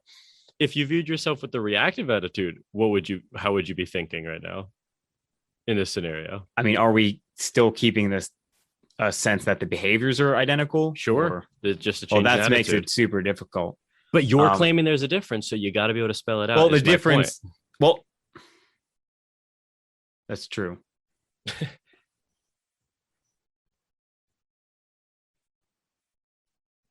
Do we want to continue? I guess don't revisit. No, we just can't let this get away. Like, well, I guess it would. This is it right now. Yeah. So this is a situation. Let's just outline it again, where the two. No, let's not. Let's just, because we know the scenario. Giffin, it's okay. Either admit that you don't actually know what it would look like, but let's not circle the wagons for like an eighth time. Well, I guess I was gonna just bring up like the Sommers, biblical example. But that's all. But that was all about. But I don't know. You have to do that to explain just how you would feel differently. I mean, I thought it would help clarify, but maybe not. I mean, clearly, like I have some confusion, so we can move on if you'd like. I think we should move on, as Brian said. At this point, because I think the next part of the paper is super, super interesting. I really want to dive into this. Like, this is it's super I don't interesting. know how I feel about it. No, I don't either. But just my whole point, like I wasn't trying to be like a gotcha there, Giffin. But the problem from my perspective is, like in this conversation with the four of us, like I don't really know honestly how you're viewing the objective attitude, because I'm not sure that like if I'm asking you for the difference and you can't spell it out to me, that's like a real, like I don't know exactly what you're saying at that point. And you didn't really even. It was difficult because I don't know that I had previously like differentiated so strongly between the behavioral and like the attitudinal. And like when you're trying to give like when I'm trying to outline like concrete examples that like in a world where the behaviors are the same, it's kind of difficult. Like I'm not sure if I know the difference between those two fully. Which was it's the fact that like if my thoughts are like the only difference, like in like the world we're talking about, like this includes like brain chemistry and stuff, like are my thoughts being different kind of a manifestation of the behavioral, or we need not bring brain chemistry into this. No, but Giffin on this point though, I think we do actually need to make like a correction in terms of like your conception of this a little bit, because the thing is, your introduction of shame in the objective attitude doesn't make sense to me. I don't think it makes sense to Jordan either. Like the thing is like when you said that you would feel some sense of shame, but only in a shallower sense. Like it wouldn't, you would recognize that ultimately you are not, responsible for this behavior, but you would feel something. Okay. Can I reframe this a little bit? You may, but I want you to concede that point there, that is a reactive attitude in how you view yourself. Like the idea of shame is that you do deserve kind of this self-reproach in a sense. Like I should have done I shouldn't have done. It's like a real. And the objective attitude is actually mutually exclusive with feeling that way. No, it's just, this is this thing this series of events of which I was part of. It's unfortunate that occurred. That's not shame. Okay. Do you see the difference there on that one? Kind of, but maybe not fully. But do you understand why difficult? No, I'm not being intentionally difficult. But do you see why we would exclude shame from the objective attitude? Well, I mean, I didn't know that my conception wasn't shame. Like what I described seemed to be in accordance with the idea of shame, just not the kind of shame that would, require like agency, like the deep shame.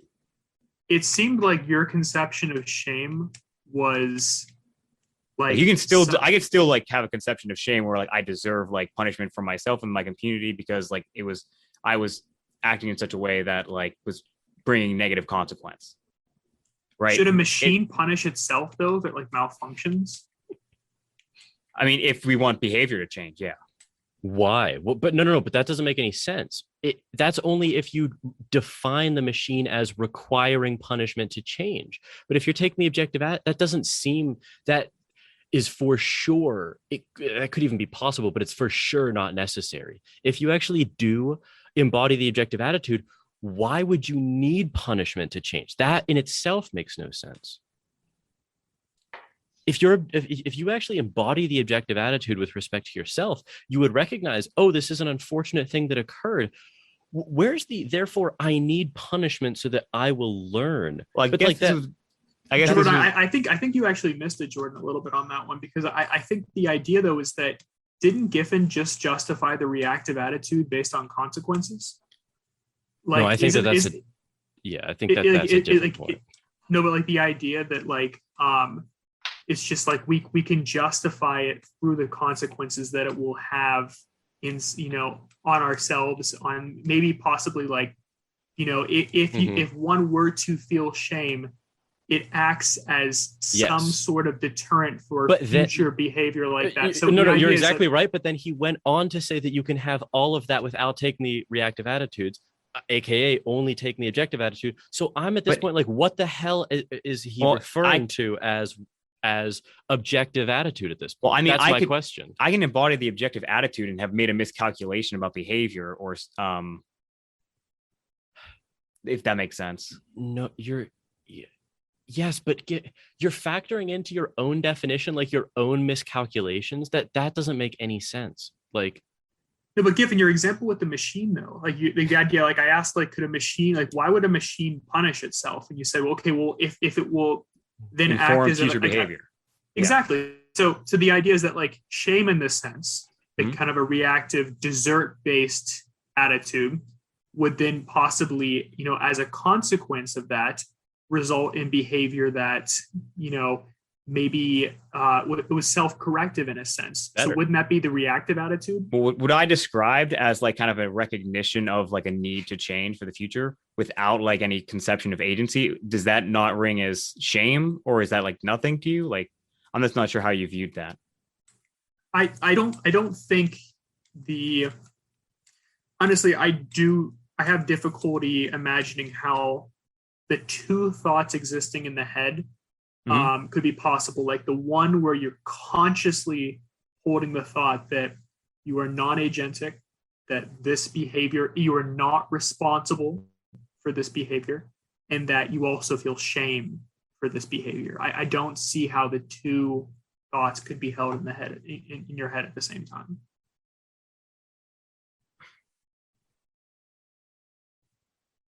Maybe this can help clarify.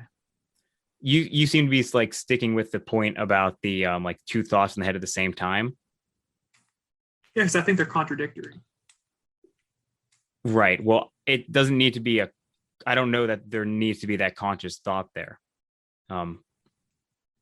Because to me, like the difference, and this is like one of the definitional differences that we had brought up, but to me, Sommers, good Lord, was making the point that, the difference between the objective and the reactive attitudes, like definitionally, is that to take the reactive attitude is to like view the, people as agents, right? That's like the definition. But also deserving agents in the sense that, like with shame, you think you deserve the self-reproach. And then the objective attitude is that you ultimately don't deserve this self-reproach. Well, to me, those definitions are like tied together. Like they seem to be synonymous. Like the deserving can only exist if you're an agent in a, I'm happy with that. Yeah, fine. Deterministic I'm happy way. with that. Yeah. Sure. Yeah. But so that is the only definitional difference between the two, right? In my mind. Okay. In that framing, there's nothing else like tied to it specifically, but there are some like correlating, and in the human world that we live in, a lot of correlating factors, right? This is where I'm going to bring up like the religious example from Sommers, like the Joshua, who was like religious, but then slowly morphed into like an atheist. The difference that is like I thought was a really good analogy to what I was imagining in like this difference between like the objective and the reactive attitudes, because it is not definitional that it requires, like the objective attitude requires a higher mental load. And thus, like in your example where you said that there were two thoughts existing simultaneously, that doesn't really need to be the case.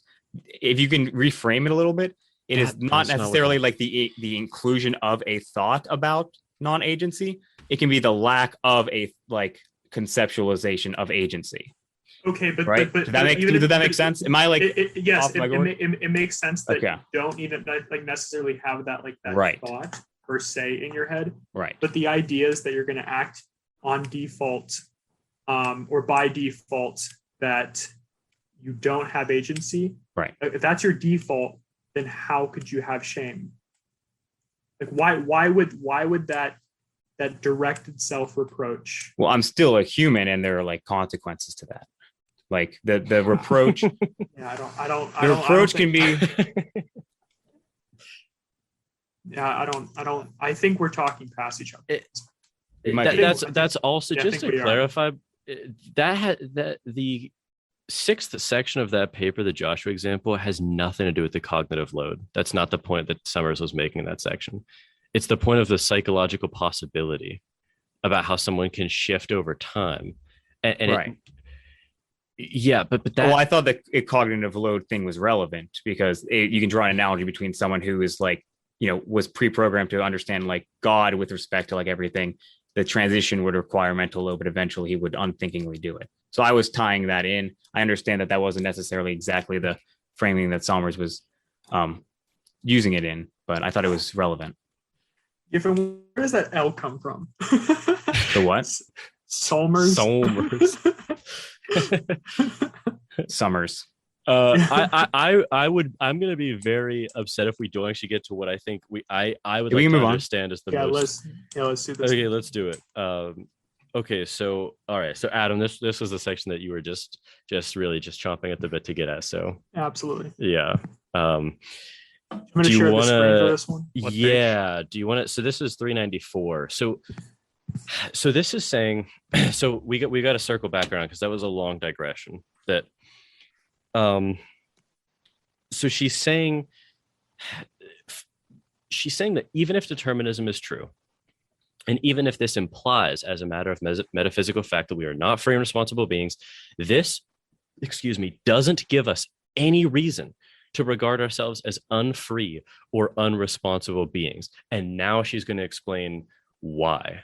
And well, I guess she actually clarifies if we have no reason at all to abandon these practices, then we have nothing we need to override, no value we need to contradict in choosing to keep those attitudes. Our retention to the reactive attitudes need not be viewed as a choice between the lesser of two evils. Okay, now that she just made like a very ambitious claim, and now she's going to justify that.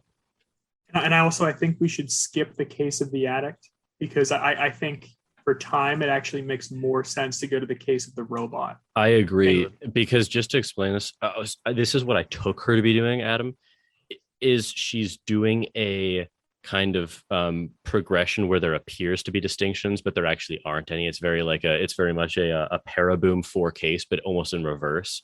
Yes. Yeah. Yes. So it's like she kind of gets to the heart of it with the robot case. You know what I mean? So it's like, the addict kind of eases you into the argument. Let me just say really quickly, because I do think she brings up like a little bit of a difference. So her whole point with the addict is that if the addict is addicted to a drug, he's going to take it regardless of whether he wants to or not, because he's addicted. But if he actually like endorses his taking of the drug, then he's proclaiming himself a free and responsible being and saying, yes, I want to take this drug. And if he doesn't want to take the drug, he's proclaiming himself an unfree and unresponsible actor, saying, look, I actually don't even want to take this, and yet I do take it. Brian, does that make sense to you? This is a Frankfurt paper that we read here. Unfortunately, you also missed. This is like my favorite logic that we've done so far in moral responsibility, where it's like I love that paper where it's just like one's second order volitions, in the sense that like those actually, if one were a free being, one would behave in a way that is, concordant with perfectly one's second order volitions. However, if one's behavior isn't aligned with one's second order volitions, then one actually is almost like an unwilling addict in a sense, and isn't morally responsible for that behavior. Obviously, this is all in a shallow sense, but isn't morally responsible for that behavior because they would have done otherwise had they been a free and agentic being. So it's so good. I love that logic. Yeah, it's so good. It's my favorite paper that we've done. So Wolf brings that up, and then she contrasts it with the case of the robot. So I mean, Adam, feel free to jump in here, but she says like, so let's imagine a robot that has been completely programmed. Okay, so it would, but she goes on to say, okay, but look, this takes a human form. There's no kind of there's no valley, the uncanny valley. Yeah, there's no uncanny valley. It doesn't look weird. If no one ever told you this was a robot, you would never know. Perfect android, less a robot. So the robot wouldn't know either. Exactly. That actually very important point. Yeah. So she says that let's assume that the robot's programming is not of any normal or familiar kind. So it's actually the case that this robot is programmed on a day-to-day, or rather moment-by-moment basis. So it's getting its programming as it's executing it. It's just a stream of essentially consciousness. I mean, I'm jumping the gun, but this is just how we are. Like, what we're going to do arises when in fact we do it. And she's saying, okay, the robot is like this too. So she says, second paragraph 396. In light of the nature of the robot's programming, I believe that the only way of living in accordance with the facts would be by regarding this robot solely with the objective attitude. That is, I believe that the robot is not a free and responsible being in whatever sense of free and responsible the objects of our reactive attitudes are ordinarily assumed to be. Were we to be purely rational, we would allow ourselves to feel some emotions towards the robot, but we would not feel those emotions or sentiments constitutive of our reactive attitudes. Okay, and then continuing, she goes on to talk about, if it's led into our society, we could, punish it, we could reward it, we could treat it with respect as we would any other human. And so she says, next page 397, let's now assume that after years of thinking himself to be like other human beings, the robot comes to believe that he is completely programmed, really comes to know that he is completely programmed. If at this point we were to adopt the robot's interests as our own, would it be rational for us to urge to the programmer, presumably, that the robot take the objective attitude towards himself? So this is such a thrilling turn in the paper, actually.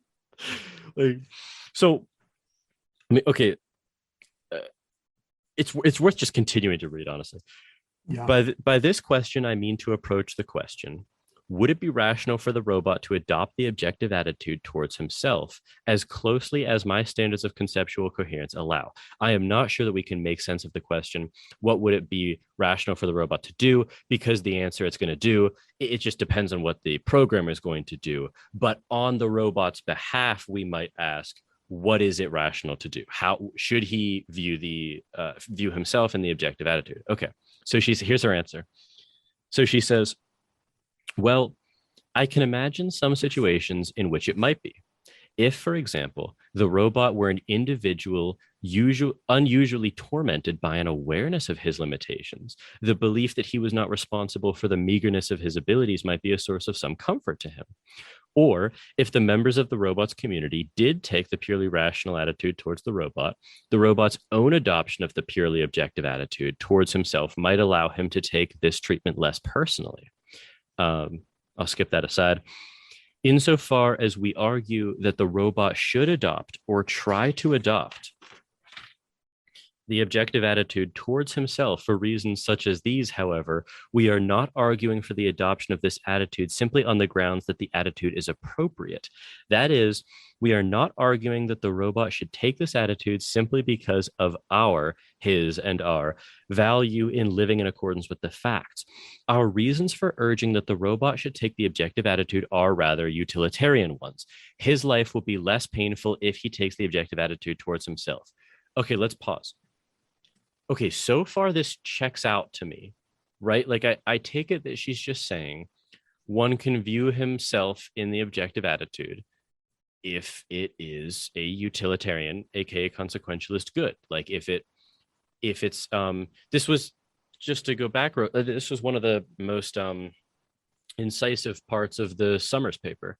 Like he talks about, like you just stay up all night, kind of like wringing your hands over guilt and like you should have done differently. Okay, but I mean, at a certain point, like, it's not actually useful sometimes to do that. Like you couldn't have done differently. It really sucks that this happened, but sometimes you should take the objective attitude. Just like, look, okay, I can't change the past, but like, just what's the right thing to do moving forward? Okay, so far what she's saying checks out to me. Sure. Okay, no quibble so far. That's exactly how I interpreted that. Okay, cool. Yeah. Okay, nice. Yeah. Furthermore, if the robot were programmed to take this attitude, he would not really be taking an attitude that would be in accordance with the facts. Okay, this is the change. This is where it just gets crazy. How many times did you guys read this paragraph? Oh, I read this paragraph so many times. I went through this one because I'm like, what is she saying? When I read this paper the first time, I did not get the depth of this point at first. I had to reread it. Okay. So let's just read this here. Furthermore, if the robot were programmed to take this attitude, he would not really be taking an attitude that would be in accordance with the facts. In believing that the reactive attitudes towards himself are inappropriate, he would not be accepting all the implications of the fact that he is programmed. He would not be denying his freedom and responsibility completely. For the robot, in taking an objective attitude of himself, necessarily leaves a part of himself out of this view. Specifically, he leaves out the part of himself which is taking the objective attitude. The robot perhaps takes comfort in the fact that he, as it were, his self, is not responsible for his meager abilities, or the robot takes comfort in thinking that he is not responsible for the fact that he is merely a robot. But the robot's alienation from his abilities on the one hand, or from his robotness on the other, presupposes a self from whom these things are alienated, a self whose fault these things are not. And of course, in this example, the robot self is itself just the result of his programming. Okay, to the extent... Here's the sentence right here that's absolutely wonderful. I have this highlighted. To the extent that being programmed justifies a denial of responsibility for any feature of the robot's existence, it justifies, indeed demands, a denial of responsibility for every feature of his existence, including in particular his denial of responsibility for every other feature. Okay, let's unpack that paragraph. Yeah. Let's go bottom to top. Well, yeah, especially like the final one here. Yes, like, okay, yes. So let's go through that again. So yes. To the extent that being programmed justifies a denial of responsibility for any feature of the robot's existence. It does. Okay, so for every feature. This is a conditional claim, right? So she's saying if being programmed denies your responsibility for at least any feature of your existence, it denies it for every feature. That seems to be logically coherent to me. I put a check next to that. Yes. Okay. So it justifies, indeed demands denial of responsibility for every feature for his existence. Yes. Including his own denial of responsibility yes. for every other feature. Yes. So yeah. So that's kind of like the punchline right there.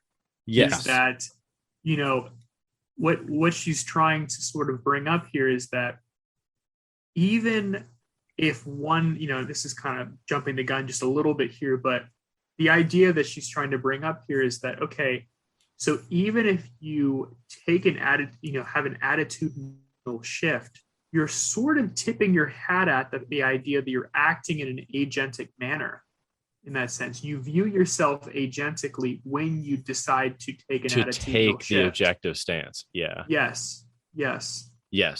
And so she's saying that is deeply inconsistent with the thesis of the objective stance. Yes. So the act of taking it nullifies the stance itself. Yes. First of all, crazy point there. Like, and I mean crazy in like a wonderful sense. Like that is so. That is just so original and just so interesting. I don't even care what we end up I don't even know what I fully think of that yet. But that is a genius move on her part. Yeah, it's crazy interesting. Like because I was like just sitting on my couch before we did this, and I was just kind of like observing, just kind of switching between different attitudes. I know. And just the agentic feeling that you have and regard yourself having as you make that switch. Like you don't view yourself as a non-agentic being as you change your attitude. Like on how you view human behavior. It's you know what is interesting? I wasn't planning on doing this. I think I just betrayed her very point. When I was kind of giving my I was tipping my hat to Sommers, and I said that's a super good point he makes, where he says, oh, you're staying up all night, you're like wringing your hands over this like terrible mistake you made, you hurt someone so badly, right? And then you actually just realize, why am I doing this? This isn't actually helpful. Look, I actually couldn't have done otherwise. I'm not causa sui. Like I couldn't have done otherwise. Why am I going to just punish myself all night with these reactive attitudes? Let me try to just shirk them off and take the objective stance and look, like this is a terrible thing that happened. Let's see how I can just better the situation moving forward. it seems like there is intrinsic in that I seem to betray a very agentic stance. Let's not take these reactive attitudes. Let's instead actually just take the objective attitude. Yeah. And the thing is, like Giffin, think about it this way. Like, I want to ask Giffin this question real fast. So, like, it's like I know Giffin before hopping on the previous podcast was like, actually, after reading this paper, I'm interested in attempting to take the objective stance here, or the objective attitude. Thinking back on that, Giffin, did you find that to be almost like an agentic experience where you had decided before the podcast to maybe adopt this objective attitude? Did you kind of thinking back on that critically of yourself, did you find that to be almost as though you treated it like a decision, like that was a decision that you made? Did you view yourself in that light? I think it did feel like a decision that I made.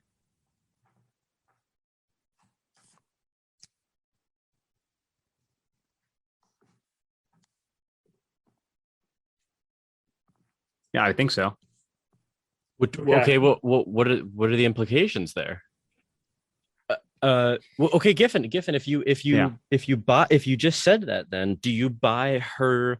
I think you did actually. You previously, I think you either nodded or unmuted real quick and said yes. You said you just buy that to the extent that any feature is just unjustified. Every feature is, including the denial of every other feature, or the denial of responsibility.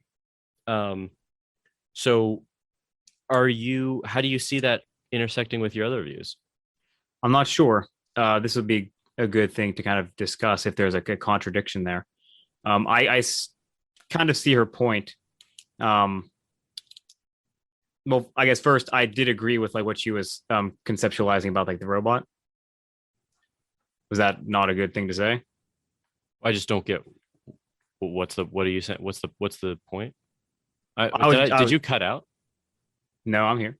Can we actually read her conclusion real fast before we kind of dive into this? Because not the entire conclusion, obviously, but just the part where she kind of reiterates this point, because I thought she put it even better when she was like summarizing her argument. All right, repeat the phrase. Yeah, like let me find that real fast here.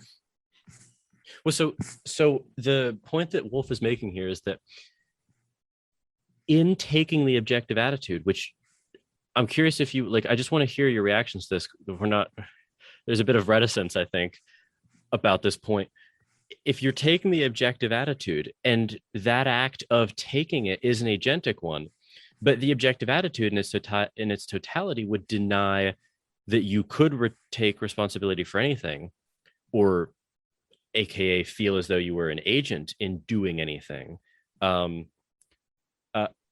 It doesn't that percolate back then, and the very act of taking that stance seems to be in conflict with that stance? If taking the objective attitude is denying responsibility for all of your features, yet you have to feel as though you're going to take the objective stance, do you see that as a contradiction? I'm not sure. To be frank. Can I read this wonderful paragraph here? So sorry, I know you were having a little discussion there, but I think this will like just further clarify the issue, because I think she puts it wonderfully here. So she said, we first considered the suggestion that the recognition that as a matter of metaphysical fact, we were not free or responsible beings. Would give us a reason to regard ourselves as unresponsible beings. It would give us a reason, that is, to replace our present reactive attitudes with the objective attitude toward ourselves and each other. But we saw that this change would fail to achieve its purpose. It would not satisfy the desire to live in accordance with the facts. For it is only rational to take some particular attitude toward ourselves in the context of the belief that we are, at least in our capacity as attitude takers, free and responsible beings. Therefore, we would be no less irrational if we chose to take the objective attitude than if we chose to take the other alternative. Dude, that is so original. Yeah, like the idea that you could just adopt a different attitude implies that you're viewing yourself agentically, that as though like you're making that decision. Yeah, it's almost like, can you choose to take the objective attitude from like a stance of an objective attitude? Yeah. Yeah, it's very interesting. Yeah. I'm not sure. Is this something that I'll have to reflect on? Yeah, no, I because so Adam, I've got a few questions for you about this. Okay, so this is like this point just like fills me with excitement because I don't fully know kind of exactly where I stand, okay, let's kind of think this through here. So she's making this point that like taking the objective attitude doesn't really make any sense because you have to take it with respect to yourself. And in the act of taking the objective attitude, you betray the thesis of the objective attitude, essentially. That's her point, as you understand it as well, right? Okay. I can't get over how just I don't know why I'm like just kind of like mawkishly like ogling over that, but I just love that cool point. No, it's great. It's such a cool point, and I don't even know if I agree with it yet, but it's so cool. No, I don't. That's why I wanted to hop on this and hash this out, because I have no idea either. So let's think this through here. So there is, I don't know what I think about this, but here's just a related thought. So phenomenologically or subjectively, it is true that I can really actually fully notice my lack of agency from time to time, right? So if I'm paying attention to just talking right now, I actually don't really kind of know what I'm going to say, where I'm going to stutter, hesitate, misspeak, any of those things, right? It's all a mystery to me. And in the same way, I can kind of notice other actions in that way too. What are more quintessentially intentional actions, right? And you've had that experience too. Sure. Okay. That's a subjectively true fact that I have to that has to fit into this picture somehow, because that is just a phenomenologically true for me. Sure, but I think in this case right here, we almost have to imagine ourselves like in like the philosophy discourse, looking at two different attitudes that we could potentially take, right? Like there's like these constant debates going on, like, should we take the reactive? Should we take the objective? Well, it's like you beat me to the punch. Yeah, exactly. It's like okay, well, you deciding on one, like it's an agentic experience. So what I'm thinking, the exact same thought process we were going towards there. So if because there seems to be, it seems to be that can be subjectively true, and yet that can map onto me both taking the reactive attitudes towards myself and the objective. So it's not enough, in other words, right? Like the can you almost like fall into the objective attitude in the sense there's well, I mean, like in the sense that like we're talking about like always taking, right? Oh no. So like it would be almost like it would be like a cognitive decision. Like this would be something like you're aware of taking this attitude. Could that ever be a non-agentic experience? Like I just like actively. Maybe we can compare this to a different example that's like kind of similar. Like, can you even like to decide to take the bus non-agentically? I don't know if that's helpful for comparison, but it seems like it might be. Well, so it's clear that you can kind of, so subjectively, I think it's obvious that you can find yourself taking the bus. You can kind of like, you can notice the fact that you deciding to take the bus comes out of nowhere, but you are still deciding to take the bus in some sense. Well, we consider that an agentic experience then? Because I'm genuinely not sure how you guys are like wrapping your heads around this. Because to me, I might be useful to like compare like the bus example to the, objective attitude taking. Just to clarify if it's conceivable in the first place. I'm thinking though that like my own raising of that point is slightly, it's related, but it's not fully orthogonal, but it's on a tilt to this point because I take her point to be an extremely practical one, right? Like she's saying in life, we're either going to take the objective stance or the reactive stance. And if we are defaulting, I think as all humans do, like I think someone's just lying if they say they don't naturally default to the reactive stance. Like I can depending on the situation, of course. Of course, I was saying so they never. Yeah. So I think the idea is that you default somewhere, right? Yeah. So any circumstance you're going to default somewhere, but then we're talking about taking the objective attitude, of course, all the time. So to override that default is almost like an agentic experience at that point where you're making a decision to adopt the objective attitude. And I think even her point can be a temporal one where if you get yourself to the point where you're like a Buddhist monk who's reached enlightenment and you just actually witness everything in that non-agentic sense, Wolf might respond, I would assume, as saying, okay, but at some point you chose to undertake that endeavor, right? So even someone, and this is a slightly different thing than viewing yourself as that, but someone who accomplishes Sommers' aim and embodies the objective attitude in their totality, okay, but at some point you had to make the decision to do that. That is viewing yourself under the lens or the guise of responsibility. That is that is conflicting with the objective stance. So it's a temporal contradiction at that point for Wolf, but nonetheless a contradiction, right? So so you couldn't get out of it by doing that either. So taking the objective stance, okay. Here's another question. Is her point against the objective attitude only one that is relevant in its totality?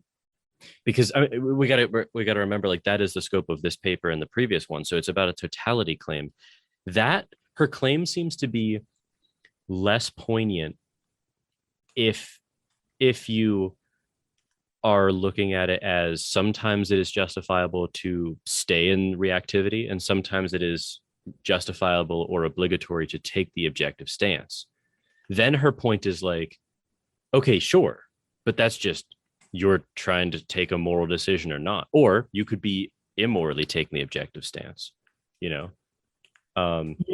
This seems to be. Oh, sorry. And it's all about, like, in this sense, it's taking the reactive or objective stance with respect to yourself. Yes. You know what I mean? Like, so, and like, I think she acknowledges that there are cases where we take the objective stance towards others. Sure. And she doesn't actually go into any detail, like, your thoughts on this, where one should and shouldn't. And sure. Do you think I'm right though? Where her thesis is really exclusively aimed at the person who says, I can take the objective attitude totally. Oh yeah. That's how I read this paper. Yeah. Yeah. Well, yeah, but I'm just saying, even like, obviously that was her intention, but I think logically it really doesn't intersect as much with someone who's doing it from time to time. Yeah, not at all. Okay. I wouldn't say not. I would say not. No, I would say not at all. I think that it is actually really narrowly aimed at this. She's pointing out the impossibility. Logically, this is not a psychological claim, but like logically, it is incoherent, even temporally, to take the objective stance without admitting that you have to act under the guise that conflicts with it to do that. Yeah, like let me read that one little sentence again, because I think it's like the kicker is really about the attitude toward ourselves. So let me read that one again there. Okay. For it is only rational to take some particular attitude toward ourselves in the context of the belief that we are, at least in our capacity as attitude takers, free and responsible beings. So if we're going to take an attitude toward ourselves, implicit in that is that we are capable of taking attitudes as free and responsible beings. Like if you adopt an attitude towards yourself, one that you hold, but you're kind of admitting that you're someone that can hold attitudes kind of freely and responsibly. If is that the case? Someone typing? Sorry, continue. Okay, Giffin, go ahead. I was just wondering if that's necessarily the case. I'm not sure if that feels as intuitive to me as it does to you guys. I understand some the issues with it in the sense that do you think that one could take an attitude toward oneself, like the objective attitude, if one didn't think they were capable of taking attitudes freely? Well, we have attitudes towards other people that we may not ultimately recognize as being free and responsible beings. Can you repeat that? Sure. I missed the question. Can you repeat? I was making a note. Yeah. The question is I'm sorry. Giffin's original question, not yours. Sorry. Okay. Giffin, go ahead. Oh, I was just asking what Adam had said about the self view, whether it's Adam, correct me if I'm getting the wording slightly off, but it's if you're taking the self view, is it possible to take that an attitude towards yourself without recognizing that you're a free and responsible being? Does that sound about right, Adam? Well, I don't think it has to do with recognizing, but she's saying implicit in taking an attitude, because we all actually, you included, betrayed this implicitly when we all kind of were because we were talking about it before we even got to this point, and we were okay, but I was talking about the hand ringing on the bed. Let me just take this attitude with respect to myself. It's not that you have to have this. It's not that you have to have this theoretical endorsement of I will act as if I'm an agent and take this. It's that implicit in that act is the view of yourself as acting under the guise of responsibility. It's not that it has to be implicitly endorsed by you. I take it is Wolf's point. It's a logical claim. Also, yeah, exactly, because it's focus on the rationality of it. I think that word is really important in this case, that it's only rational to adopt some attitude toward ourselves, if we think that we're capable of adopting attitudes freely. What a cool point. Do you is it irrational to do otherwise? What do you think? Or Brian or anyone?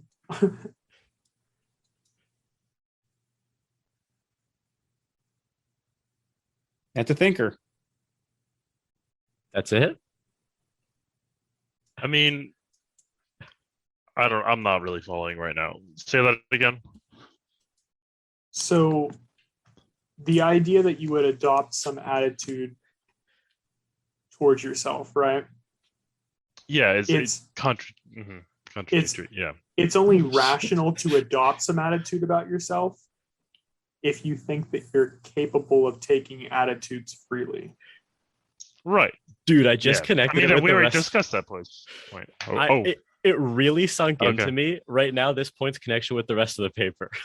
I got it intellectually, but I just really hit home now. Because remember, living in accordance with the facts was supposed to be this massive gravity, this massive pull towards taking the objective attitude. If we want to live in accordance with the facts, damn it, don't you get it? That means taking the objective stance. She's pointing out that there's actually no reason why that's true, because there is an inherent contradiction in taking the objective attitude. Of that contradiction we've been belaboring for 20 minutes at this point. But boom, that doesn't even live in accordance with the facts at that point. So neither attitude does that.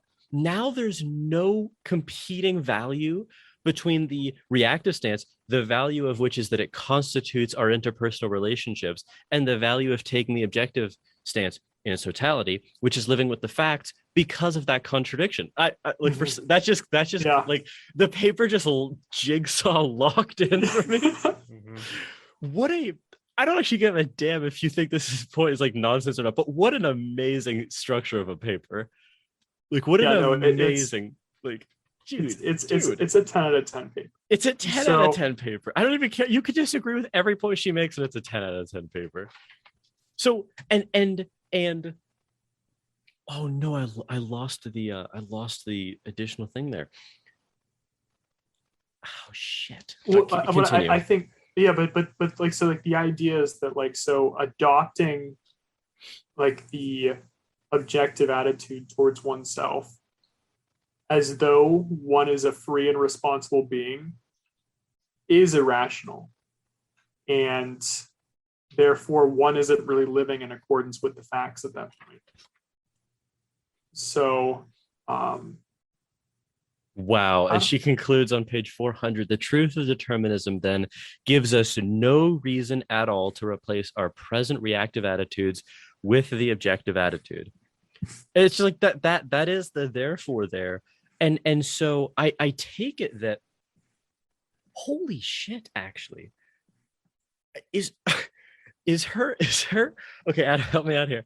Is her project actually now or at least the grounding extremely similar to everything that I've been saying without knowing that it was like talked about in this paper, where now we actually, we have the value of the reactive attitudes in that they constitute interpersonal life. Interpersonal life is a good thing. Okay, we have that. And we have the option then. Now, this is maybe what I don't know this might be the only thing I disagree on. I don't know if I do or not. It seems so. Adam, do you think that she would agree with the statement as follows? Determinism does not give us a reason to replace our present attitudes with the objective attitude. That's totally true. However, it does open the door to taking the objective attitude, not in its totality, but in partiality. I think that seems coherent. But they just wouldn't be on the grounds of living in accordance with reality. I think that's what she's trying to take down in this case right here. Because your examples of when one could take the objective attitude are almost they're for consequentialist. Yeah, exactly. But can I say something? Because you made me think of a really cool point. Okay. They are in accordance with the facts, but in a completely different way. So there's almost two senses of being in accordance with the facts here. The taking the objective stance can be follow me here. Let me follow myself here because I'm just thinking it through. Okay, taking the objective attitude can be consequentially justified, right? It can be consequentially justified because it tends to produce, or let's say just does in one example, better outcomes. It produces better outcomes, we would assume, because namely the behavioral change that follows from allowing yourself to analyze it like that under the objective stance works better. Working better tends to correlate with actually conforming with reality closer, right? Like I could view someone and look like this traumatic experience that they underwent, or their brain tumor, or their ex, right? Deterministic details about them is forcing them to behave in certain patterns. I'm going to take the objective stance and look at how to deal with that person. So in that, but that's a different, so that's living with, but this is with respect to yourself. Of course. Remember, so that's the big distinction there is like with respect to oneself when taking attitudes. Well, but so I'm actually not disagreeing with Wolf here at all, but I think that, that's true with yourself too. Like you could, but it's not in its totality. That's the huge difference here, is I think in its totality, because if I take the objective stance towards myself, it's the same reasoning as with respect to another, right? Like I happen to succumb to, if I do X, then I will helplessly do Y, or at least I have in the past. There's no reason to think I won't in the future. That is living in accordance with the facts insofar as I make the right calculations about myself. But it doesn't succumb to this logical fallacy because I am admitting that I'm sort of taking that stance. And I'm not saying that I take it as totality. So actually it's so the partiality is not in contradiction with it. And living in accordance with the facts can still be valuable, as she goes on later in the paper to actually, discuss why it's valuable in the partiality view. And that's why it actually leads to better consequences sometimes. So it's like totally, it actually totally is congruent. Yeah, no, I completely agree with all that. So yeah, I just like this paper is crazy. I mean, this paper. So I read this paper, I read it again, and then I reviewed it, and then we discussed it. And it was like each time there was just a cascade of meaning that poured out of it that I did not realize was there the previous time. Yeah, I mean, like I read it once, didn't really understand the paper. No. And then I spent today reading it, and I probably spent like 2.5 hours on this single paper, rich. and just making sure I was understanding the points. And when I got to the robot section, I read it a few times, and then it hit, and I was like, oh, I'm like, it's so good. Dude, she pops off like Frankfurt does in his PAP paper. Yeah, dude. So yeah, I don't know. I don't know like what you other guys think about Brian and Giffin, but like does that strike you as a powerful sentence that it's irrational to adopt attitudes toward oneself, and implicit in adopting those is acting agentically? It doesn't ring as true for me, but that's just a case of I probably need to just read through it fully again to fully conceptualize, because I'm not sure. I just don't feel it as intuitively, personally. I follow her argument and agree on the soundness. It's just there's an emotional part of me. Like I don't want that to be the case, I guess. Wait. Don't want what to be the case? That you can't kind of impose this view on yourself because that'd be irrational.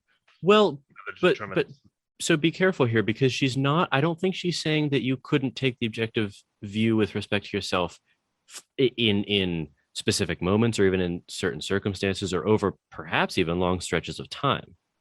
Because that's totally logically coherent. The thing that is incoherent from her perspective is taking the objective stance in its totality, because the very act of taking the objective stance assumes that you're acting under the guise of agency and responsibility. Wait, but you can take it after some X period of time? No. Okay. Then what was your first point about? So it's about totality versus partiality, right? So she's saying, okay. Yeah. Oh, sorry. Go ahead. So over some time, you can take this stance. You can take the objective stance. That was your first point, correct? Yeah. Like at time 0, you haven't yet taken the objective stance. At time 1, you've taken the objective stance. Right? Like that's just how it has to be. Like any decision is like that. I mean, that's okay. Wait, right? Like that. Sure. Yeah, no. That okay. It seems redundant to me, I guess. Yeah, it's like any decision can be taken over some period of time. Okay. Well, yeah, but I mean, each step might seem redundant until she links it together. I was reading into it too much. Okay. So she's okay. So at time 1, once you've taken the objective attitude with respect to yourself in its totality, that view of yourself entails that you are not responsible for anything about your constitution or what you do. Right? Yeah. Okay. However, in order to in branching from time 0 to time 1, you have to take the objective stance, which means acting as if you actually do have agency and responsibility for what you're doing. Like I have to take this stance. Like it's an act that you do. Right. That is incompatible with the thesis of the objective attitude in its totality, which is you're not responsible for anything. Because if you're not responsible for anything, then how could you choose to take the objective Exactly. So how isn't that what I said? Oh, what was different about what I said? I wasn't sure because you said I don't want it to be true, but I wasn't, because yeah, so she's not saying that it's incoherent or irrational or logically inconsistent to take the objective stance towards yourself from time to time, but this imaginary person, Sommers, actually early Sommers, who thinks that you can take the objective stance towards yourself and everyone else, but table that always. Well, they're being inconsistent, because if they're saying, well, I'm just living in accordance with the facts, and the fact is that determinism is true, and therefore I'm going to take the objective attitude with respect to myself all the time. In taking the objective stance, you are being inconsistent with its thesis.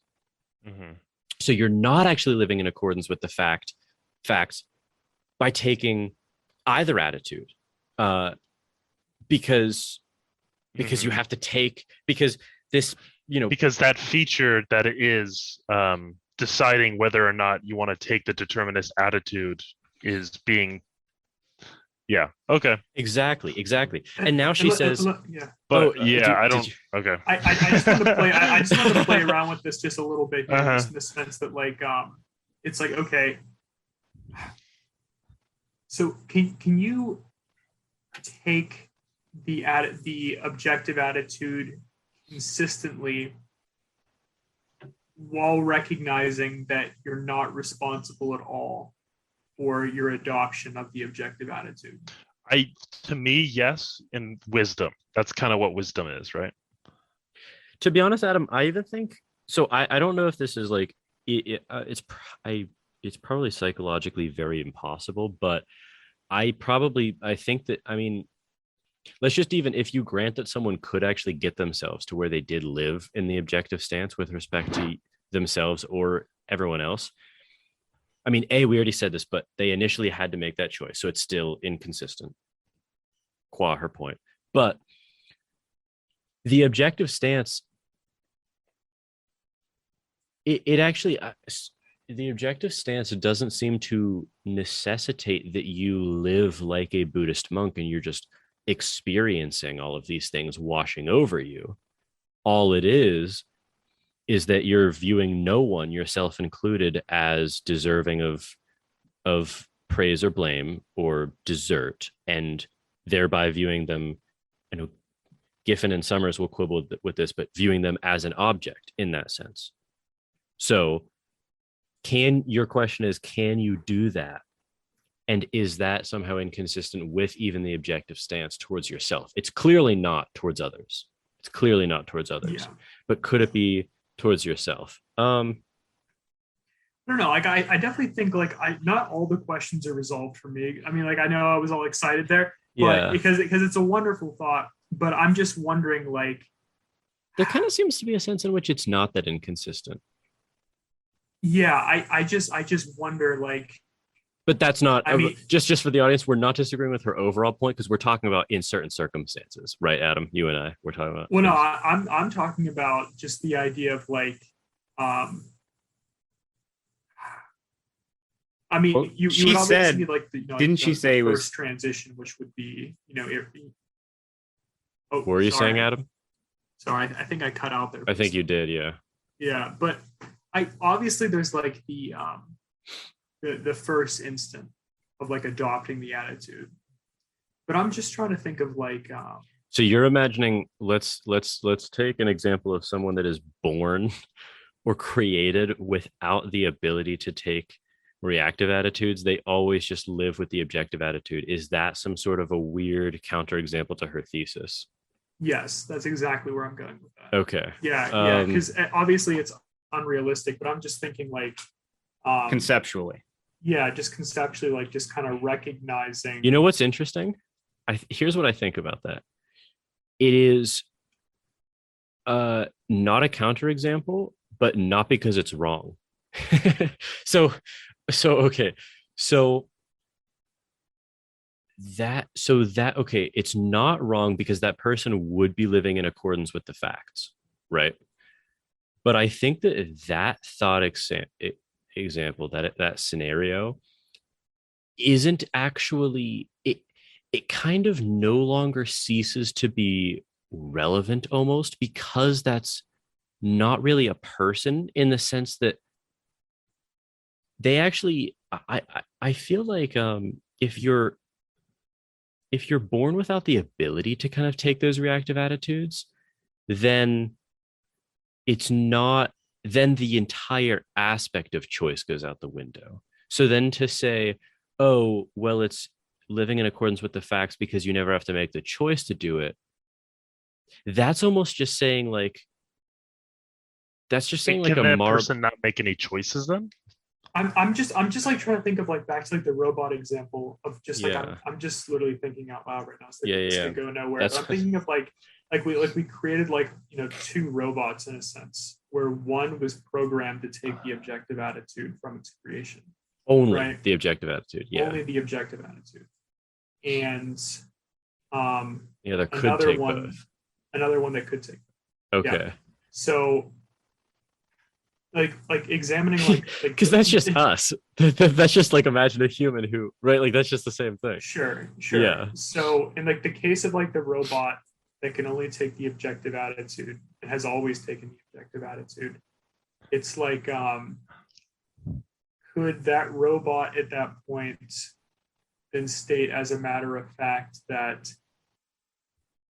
its attitude is fully in accordance with the facts, and that and that is a redeeming quality of the objective attitude, in the sense that for another being that can adopt either attitude, that being would then need to undergo some sort of contradiction, in the sense that it would have to act agenically or view oneself agenically to adopt the objective attitude. But so her claim may need modified in being the type of being that it is worth being. This is inconsistent, right? In being the type of being that like is, you think it wouldn't worth being the objective robot then? No, like obviously not. I don't think it's obvious. Well, yeah, I know, but I don't think that you. I mean, I don't. I'll just clarify. Yeah, but I don't think you're connecting with like. I mean, we've got this has been like the last two episodes, but I just don't think you're actually connecting with. Like, I don't know what to make of your view. I mean, we'll cut this out, but like, I don't know what to make of your view, because when I ask you to spell out the difference, you're unable to. So I don't even know, like, how you're viewing this debate still. Sure, but I'm saying, like, from my perspective, Adam, like, I think her thought experiment or her thesis may be like, okay, for a being who has the capacity to, or the default even to take either stance, then it is inconsistent.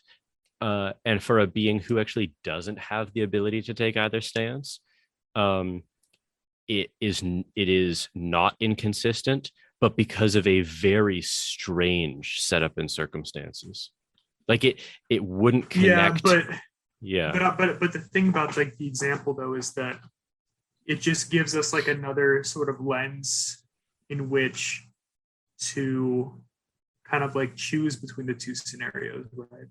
Yeah. Excuse me, where it's like, okay, one could be one of these beings, and you know, we don't have the option to be one of these beings, but say we did. Sure. Right? Yeah. And one of the benefits of being the being that, you know, adopt, I mean, there'd obviously be like, you know, tons of like, you know, obvious detractors from, you know, fully adopting the objective mind attitude, and of course, but one could point to that situation. If one were to choose between the two, you would be in that circumstance, you'd be acting agenically, in the sense that you think you have like the option to choose between the two of these. You're like, you know, but once you make that decision, then you would fully adopt one of those scenarios. You know what I mean? So it's so you can kind of like assess the two in a sense, where it's like where you would have some redeeming nature to the objective attitude, in the sense that it is in accordance with determinism. Like the attitude one has about life does, you know, accord with the facts. I honestly, but it's a wild thought experiment. I need to think about it more, because the problem is, like, I've had so many just mind explosions over the past like 2.5 hours reading this paper, I don't know. Like, I don't know if, like, I get your point. I just, in order to actually know what I think about it, I'd need to think about it more. Do you know what I mean? Yeah, and in Giffin, you like it too, because the thing is, like, the idea is that I think it removes that contradiction in a sense, because as beings that view ourselves agentically when making the decision, would then just like almost like the experience machine in a sense, just like get wiped and then just become that being. So like that was like a previous state in a sense. You would now be a being that is kind of remade in a sense. Well, it would still be, wouldn't she still be able to say it would be contradictory across time though, right? Like in order to, like once you're in that state, it wouldn't be contradictory, but that seems to be kind of weak. No, you're a different being now. You're a different being because you're choosing between two scenarios. So like the idea is that it's not going to be robot Jordan. It's going to be just like there is like a discontinuation between like you and you this could even being just that you could adopt. say you could, yeah, you could. I think it would be, because currently Jordan could adopt the objective attitude, right? It would be so stark a change as to be just like, because normally change doesn't happen like that, but this would be so stark a change as to fundamentally just alter up perhaps the majority of who you are. Yeah, he wouldn't be able to adopt the reactive attitude anymore. So this would be like a different being in a sense. Okay. So it's totally different. Like because you can choose to be like I mean you can kind of switch between attitudes right now. Like, you know, as I'm talking to you, Giffin, like you could kind of just step back for a second and then just view me as just like what you are. just you know, a primate babbling over here right now, or you could like really kind of connect with me and just be annoyed at me. You know what I mean? and feel deep just annoyance, resentment. with you know what I mean? Just so like the just you would like, no like longer the, be able to do that. Yeah, you wouldn't be able to do that anymore, like in this other scenario. It would just be like you would just hold the one kind of removed mindset of just like, you know, viewing me as, you know, a highly complex robot. So I've got to think about it more. I think we should wrap the episode up though, because even with a little editing, it's going to be a long ass episode. Okay, this was honestly though, this was one of the biggest. I'll say for me personally, like this was one of the biggest divides between what I thought I would value in the paper coming into the episode and leaving the episode. Like for whatever reason, I got how it fit together, but it didn't fit together for me. When I spent a good period of time today, the light bulb went off, and I'm like, oh, this is gonna be a good episode. Yes. So, It was. I was so glad we just like dug through the paper, because that was, you know, excavating, just getting that out of the paper. It was well worth it. He's a fun writer too. Oh yeah, really good writer. Okay, well, I don't know how long this will end up being, but if you're still listening, thank you for doing so, and tune in next time to continue the moral responsibility series.